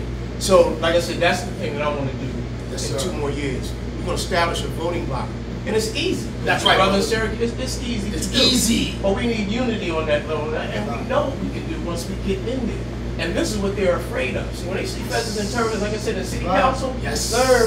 That's right. You know, my council person, Darryl Clark, he was shook up. Yeah. He shook up when he see wars, and then when they found out that Thomas Hill was they rallied to make sure, I got wind of some stuff that they're doing. This is what the prophet was talking about in the insufficiency of knowledge. Yes, sir. He said, how many connivance? That's right. How many things are done wrong? I'm not talking by the decree and the council and the connivance of the law. So these are the things that we're dealing with. Yes. We got to help. A brother, she told me years ago when I first came to the temple. 16 years old when I came to the temple. Brother told me, he said, Moors are responsible for exposing the ripoff. Yes, sir. Anything we see wrong in this state government, we are responsible. Yes, sir. For exposing it and changing it. Yes, sir. And that's our charge. Praise so the Lord. Man, thank you for this, man. Yes, sir. I have to join because I got your back. Got your back. Before you leave, I want to say this really quick. We're dedicated. We will come. And we will come on our own dime and aid and assist in organizing. We'll go to I know I can depend on that. Praise the Lord. All right. Yes, sir. Hey. Yes, sir, President. Yes. Really quick. This is kind of off topic. But this is the principle of one family, chapter 25. You know, the children of one father provide his care. We all know the chapters. We have a saying in the Chinese martial arts community. The Chinese term is God, which means martial society is one family. And it means that because it doesn't say a different style is the same family. The martial society. Why do we say martial society? Because martial means military. What is the purpose of the military? To support the local politics, to enforce it. That's what it means. Meaning the military people are the people. They are elite, but they're not elite because they say they're elite. They're elite because they're willing to put their flesh on the line so that everyone else can enjoy the rights and liberties that they enjoy. That's right. The peace of society Dependent on justice. And so the people that are willing to put their flesh on the line for everyone else are considered military people, military minded. And we're elite because we're willing to make that sacrifice. And the military path also is the spiritual path. Jesus said, no man taketh my life, I live it. Mahatma Gandhi said it this way. The difference between the warrior and the regular man is this. Everyone dies, but the warrior gets to decide when it happens. Yes, sir. See? So we have a tradition in the Chinese martial arts community. Islam! Islam! Praise Allah! We have a tradition, and this tradition is we pass friendship banners and brotherhood banners from one school to the other to show that there's a connection. So, because the brother is here, Brother Anael-Bey is here and he's teaching. This is a school. Yes, sir. This passes on that spiritual martial tradition, among other traditions. Yes, sir. So, we are presenting, Syracuse Kung Fu is presenting this martial arts one family friendship banner to Temple number 11 and to Sifu Anael-Bey. Very good. Very good. It's very good. Very good. Beautiful. Oh, yeah, picture. Yes. Very good. It's very good. I have another one, brother. Brother's not here. Could you give it to Brother Jamal? I should. Islam. Very good. It's very good. Islam Moors! Islam. Moors, like to thank each and every one of you brothers and sisters for coming out in support of this lecture. Praise Allah, all the Moors in the city of Philadelphia, Moors from New York, Jersey, Baltimore. That's right. I miss any other states. Praise Allah. Thank you, brothers and sisters. I want to just take up, we didn't charge anyone for the lecture, but if you have something to give, Moors, we thank you. The Almighty God will be pleased with all of our works. Islam Moors, for those of you who are observing Ramadan, it is not incumbent upon you to fast if you're traveling. So we have some fruit, some juice, and some water that we would like to make available to the brothers and sisters after we lower in prayer. And those of you who would like to stick around, we have a full day today. We got our seafood, Brother Anael-Bey, who instructs our babies in martial arts. So for the babies who are willing to have class today, our brother's here to teach class. After that, we have an Arabic class For those of you who are willing to learn the Book of Allah in the original language in which it was revealed. After that, we have a prostration prayer class, because I am of the position that if you want to learn anything about Islam, you can come to the Moorish Scientific of America and learn. Yes, sir. And also, at about 7 o'clock, we have a class where we unite the Holy Quran of the Moorish Scientific of America with the Holy Quran of Mecca, as instructed by the Holy Divine Prophet of Islam. And all of these classes are available to anyone who would like to stick around. Islam moves.